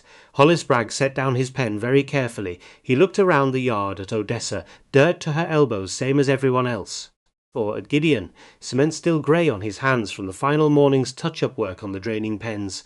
At Cyprus, at Tobias, at Amos, at Emmett leaning on his cane, for all of them tired past speech, for none of them quite meeting his eye. Understood, for all at once, for, without being told a single word of it, for exactly what he was looking at. "For you'd have let me condemn my own sister's herd," he said. His voice had gone rough in a way none of them had heard from him before. "You'd have let me stand there today and write her outfit off for good, never said a word, let me go on believing I'd done my duty." "For it wasn't ours to tell you how to feel about your duty," Gideon said quiet. "Only ours to see a widow's herd get dipped in time, same as any other. Dreamed like the kind of thing the law was for." Bragg stood a long moment in the dooryard of the Lone Stake, an official of the state in a grey suit, and did something none of them had seen him do before, and would likely never see again. Broke off his hat and pressed the back of one hand hard against his eyes, and stood that way until he had mastered himself enough to speak. "I wrote that no exception rule myself," he said finally. "4 years back, after I watched a neighbour's sick herd cross a line my own family's cattle should never have shared a fence with, because somebody granted a hardship exception out of pure kindness, and it cost us near everything we had. Swore no man would ever again lose his herd to somebody else's soft heart on my watch." He put his hat back on, slow. "I never once considered that a hard rule kept hard enough could cost a good woman her herd, just as surely as a soft one might have cost me mine." For it was into the middle of this Bragg, still gathering himself, the crew still too tired to fully feel the weight of what had just happened, that Wendell Crane's buggy came up the county road at a pace considerably less patient than his usual unhurried arrival. He climbed down fast. Grew fast for a man who prided himself on never hurrying, Mrs. Calloway. He barely glanced at the vat, at the cattle, at the whole finished operation standing plain in front of him as evidence of everything he'd bet against. "The note comes due today. I'll have my payment, or I'll have the land. Those are the terms you signed."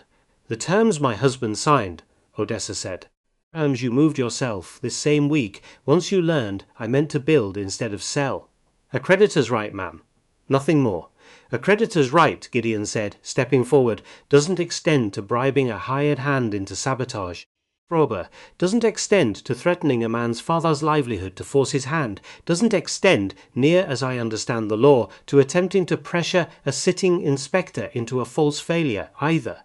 He looked at Bragg as he said the last of it, deliberate. Crane's smile flickered, just barely the first crack Odessa had ever seen in it. Serious accusations, he said, unproven ones. Not entirely unproven, Prairie said, stepping up beside Gideon. Voice steady in a way Odessa hadn't heard from him since the confession in the brush 8 days before. For I'll swear to it in front of any judge you like, Mr. Crane. Man you sent found me at Bird's store, offered $50 to slow this outfit's progress, threatened my father's feed store when money alone didn't work. For I loosened a wagon axle myself, on your instruction, near enough, and I'll say so under oath, and take whatever penalty comes to me for it, so long as it comes to you as well. And there's this, Gideon said, before Crane could recover his footing. 3 men rode onto Prudence Bragg's land 2 nights past, masked, and tried to collapse a trench with a man still standing in it. Would they burn the wagon and every tool on it besides Hod's, had they gotten the torch lit? For I don't imagine that was neighbourly mischief, Mr. Crane. I imagine it was a man protecting his arithmetic by whatever means he thought he could get away with, same as the axle, same as the office you sat Inspector Bragg down in 2 days before that. Crane's jaw tightened, the first true crack in his composure Odessa had ever witnessed. I've no knowledge of any such thing. One of the 3 left a horse behind when he ran, Gideon said, branded. I expect a judge could trace an ownership record same as anybody else could. And there's this, Bragg said. Quiet now, something granite hard settling into his voice. For a conversation in my own office 2 days past, Mr. Crane, where you asked me plainly to falsify a state inspection in exchange for my continued post. I've a memory for exact words. For I expect a judge would find it interesting testimony set alongside a hired man's sworn confession and a branded horse left behind at the scene of an assault. Crane looked from Cyrus to Bragg to Odessa, and for the first time since she'd known him, Odessa watched the arithmetic behind his eyes fail to balance. This changes nothing about the note, he said, though the certainty had gone out of his voice now, replaced by something thinner. The paper stands regardless. The paper, Bragg said, was accelerated under circumstances I'd be willing to testify look considerably like coercion, for given what I've just heard sworn to in front of 5 witnesses. I think carefully, sir, before you press that note any further in open court. A judge inclined to ask why a note's due date moved the same week, its holder began bribing witnesses and pressuring inspectors, is not a judge who's going to find your position comfortable. The yard went very still. France, somewhere behind them, half load, were unbothered by any of it. And the ordinary sound landed strange against the size of the moment. You'll hear from my lawyer, Crane said finally, which both men present who'd spent any real time around courtrooms understood correctly to mean he wouldn't. He got back into his buggy. Did not touch his hat this time. Drove off down the county road at the same hurried, undignified pace he'd arrived at, and Odessa Calloway stood in her own dooryard and watched 2 years of quiet dread ride away down a dusty track, and found she had no words yet for what she felt, only the enormous bone-deep exhaustion of a fight finally ended. Bragg stayed a while longer after Crane had gone, standing in the yard with his hat in his hands, looking older than he had that morning and considerably less certain of the world's shape than a man in his position generally allowed himself to look. There'll be no more talk in this county of my playing favourites, he said finally, because there won't be any favourites left to play. I'm asking the board this spring to write a provision for exactly this. Cruise, county-sponsored, to help family outfits and widows meet a hard deadline. No charity attached to it, and no shame in the taking of it either. He looked around at the exhausted crew at Odessa. I'll put your names to the proposal if you'll let me. Not for thanks. The next family caught the way your sister was caught, the way you were caught, doesn't have to be saved by strangers riding in on a broken axle and a prayer. Put the rancher's name to it, Odessa said, for the loan stake. Leave the rest of us out of the ledger. We didn't do it to be written down. Bragg looked at her and at Gideon standing beside her with cement-grey hands and 4 tired men behind him, and something moved under his moustache that might, in a younger man, have been called a smile. For, as you say, ma'am, he said, and rode out that afternoon and did not return to the lone stake again for a good while, yet not until a certain spring morning, some months off, wearing a black suit instead of a grey one. 4. Word of the trial reached Bird's store porch inside a week, the way word of everything eventually reached that porch. 4. And Odessa found herself back there 10 days later for supplies she could no longer put off buying, bracing without quite meaning to, for whatever new shape the county's judgment might have taken since her last visit. Pern L. Stubbs was there, rocking, same as ever. He stood when she climbed down, which he had never once done in 32 years of her passing that porch. Mrs. Calloway, he took his hat off, turned it over in his hands, awkward, a man clearly working up to something he'd rehearsed and still hadn't found comfortable. Some things, weeks back, about your crew, about you. 4. He didn't look at her directly while he said it, which she understood, now, as its own kind of apology, the kind that costs a proud man more to give plain-faced than sideways. Right, heard what you did out at the Bragg place. Pulling a man clear with your own hands twice over, and then standing between 3 armed men and a trench full of somebody else's trouble. That's not a joke I've got left in me to make any more, ma'am. Wanted you to hear that, said plain, not muttered to Dill where you'd have to overhear it second hand. Odessa stood on the porch a long moment, feeling something in her chest she hadn't expected to feel from this particular man at this particular reckoning. I'm obliged, Mr. Gage, she said finally, truly. 4. Man gets a chance to see somebody clear. Grimes. 4. If he's paying attention when the chance comes. Brownell said, gruff, already retreating toward his rocking chair, like the moment had cost him about all he had to spend on it. Took me longer than it should have. Reckon. That's my failing, and not yours. Cornelius Bird, watching from the doorway, caught Odessa's eye and said nothing at all, which was, coming from Bird, its own quiet form of satisfaction. 4. The weeks that followed were quieter than any Odessa had known in 2 years, and she found she did not entirely know what to do with the quiet at first, having spent so long treating every silence as a thing to be endured rather than enjoyed. Gideon's crew stayed on past the 14th. There was no deadline left to drive them off, and no particular hurry in any of them to leave. Amos took to repairing the corrals that had stood half broken. Since Warwick's last hard winter, Tobias kept the forge lit most days now out of what Odessa suspected was simple reluctance to let a good fire go cold twice. Prioress rode fence with Emmett most mornings, the old vaquero teaching him a rope trick or two, despite himself, despite the axle, despite everything. 4. Because Emmett Cruz had decided somewhere in the last month that a man who confessed before he was caught had earned the slow rebuilding of trust, one morning's work at a time. It was Gideon who found her at the wash, one evening, weeks on, Pratt, standing solid and permanent now, where nothing but rainwater and rattlesnakes had lived for 11 years, and stood beside her a long while without saying anything at all, or which had become, somewhere in the last month, a comfortable kind of silence instead of an empty one. I've been thinking, he said finally about later. Odessa felt something in her chest go warm and careful at once. 4. She repeated word she'd first tried in her own mouth weeks before, standing at this same fence line. You asked me once whether it bothered me, working for a woman built the way you're built. He turned to face her fully now, and there was none of his usual unhurried plainness in it, something rawer underneath, something he'd clearly been working up, to saying for longer than just this evening. I told you it did something closer to the opposite of bother. I've had weeks now to sit with that answer and find it wasn't the whole truth. What's the whole truth? The whole truth is I've spent 6 years riding this state, finding outfits in trouble and fixing what needed. Fixing and riding on before I let myself get attached to any of it, because attachment's a dangerous thing for a man who's already lost one home to somebody else's cruelty. I didn't let myself want to stay anywhere. Not once. Not until a woman stood at a fence line and didn't flinch when I told her the worst of my own story. 4. And then spent the next month proving to me, day after day, exactly the kind of person my sister might have grown into had the fever spared her. His voice had gone rough now, unguarded in a way she'd only heard once before, the night he spoke of his sister at the corral rail. For I don't want later any more, Odessa. I want now. I want every ordinary day after this one. Digging fence posts and mending corrals and watching you swing a pick faster than any man I've ever worked beside for as many years as you'll have me.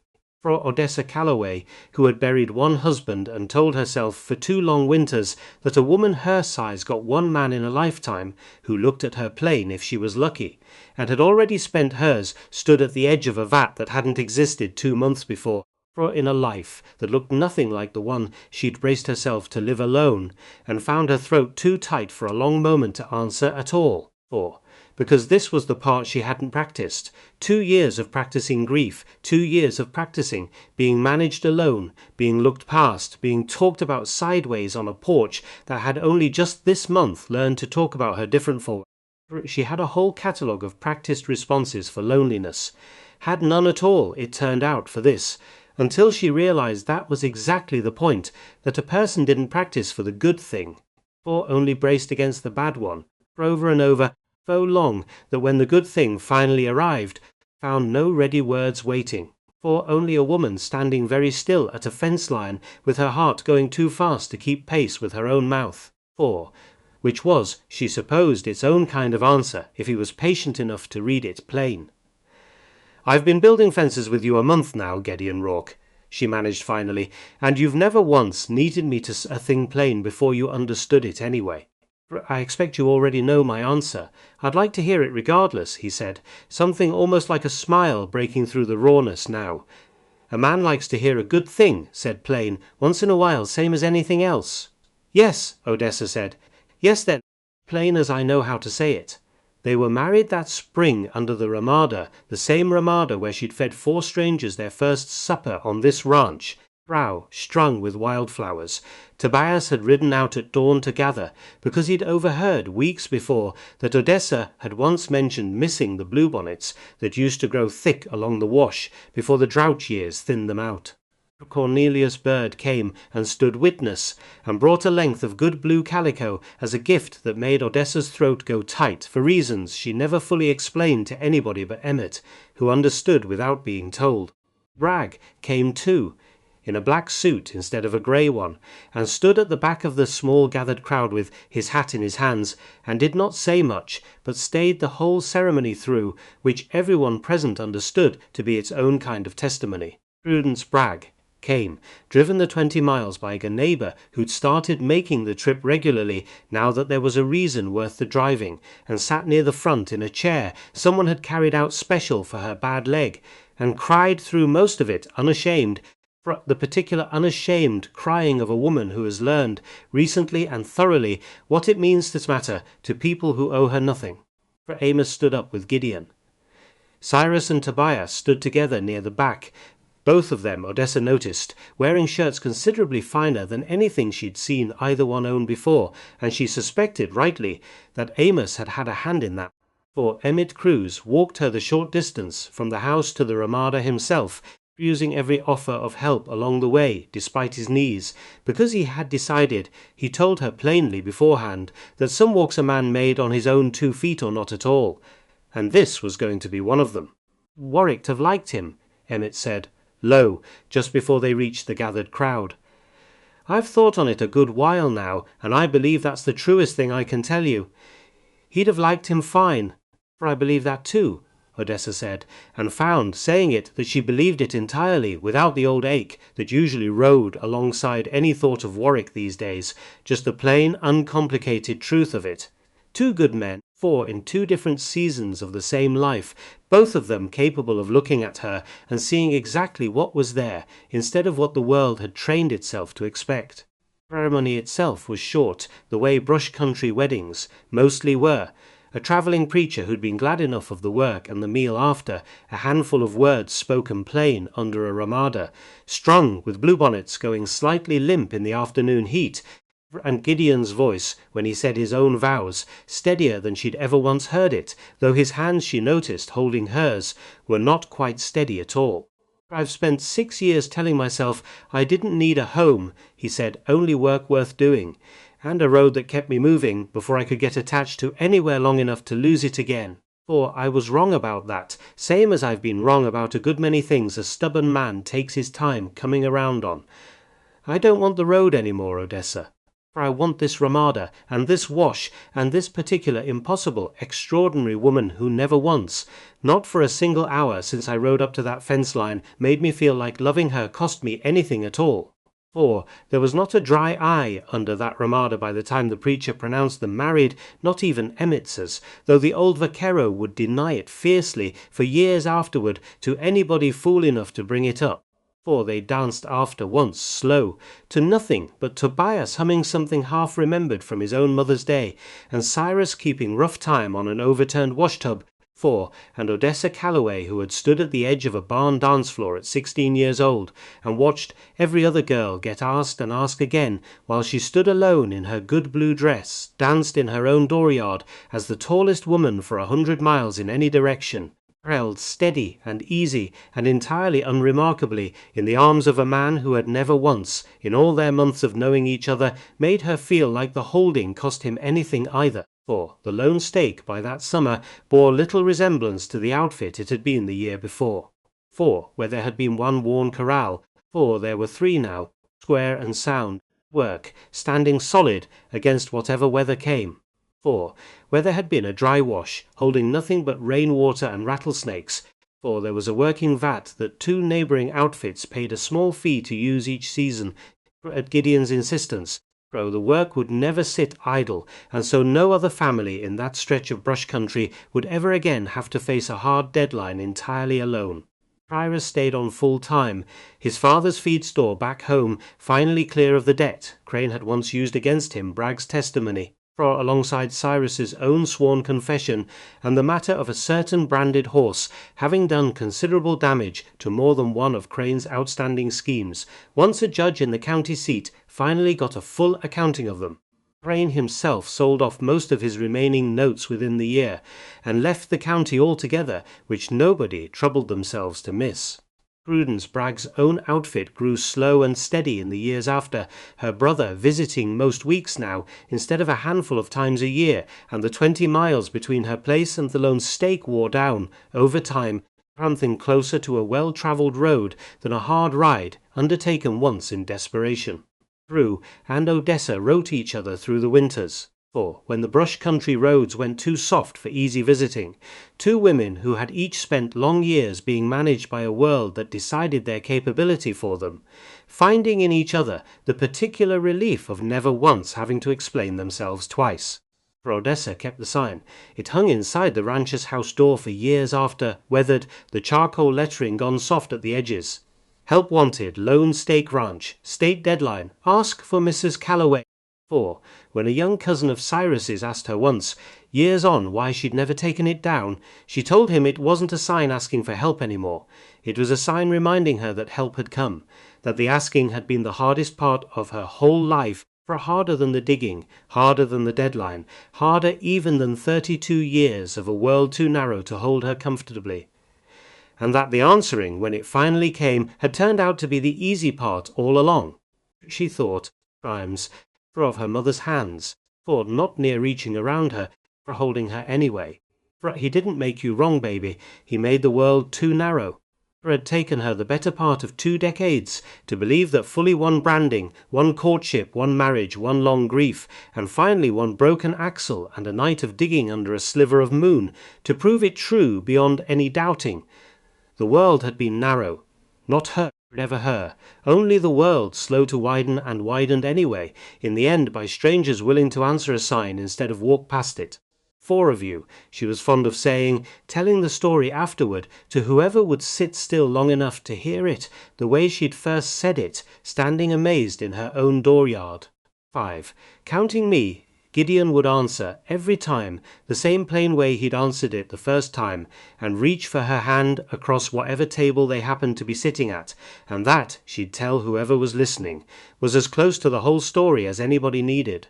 For help. Somebody will answers, and the ranch the life you have when they've finished building it alongside, you will not be the one you had before they came. Will, if you are fortunate, and if you let it, be better.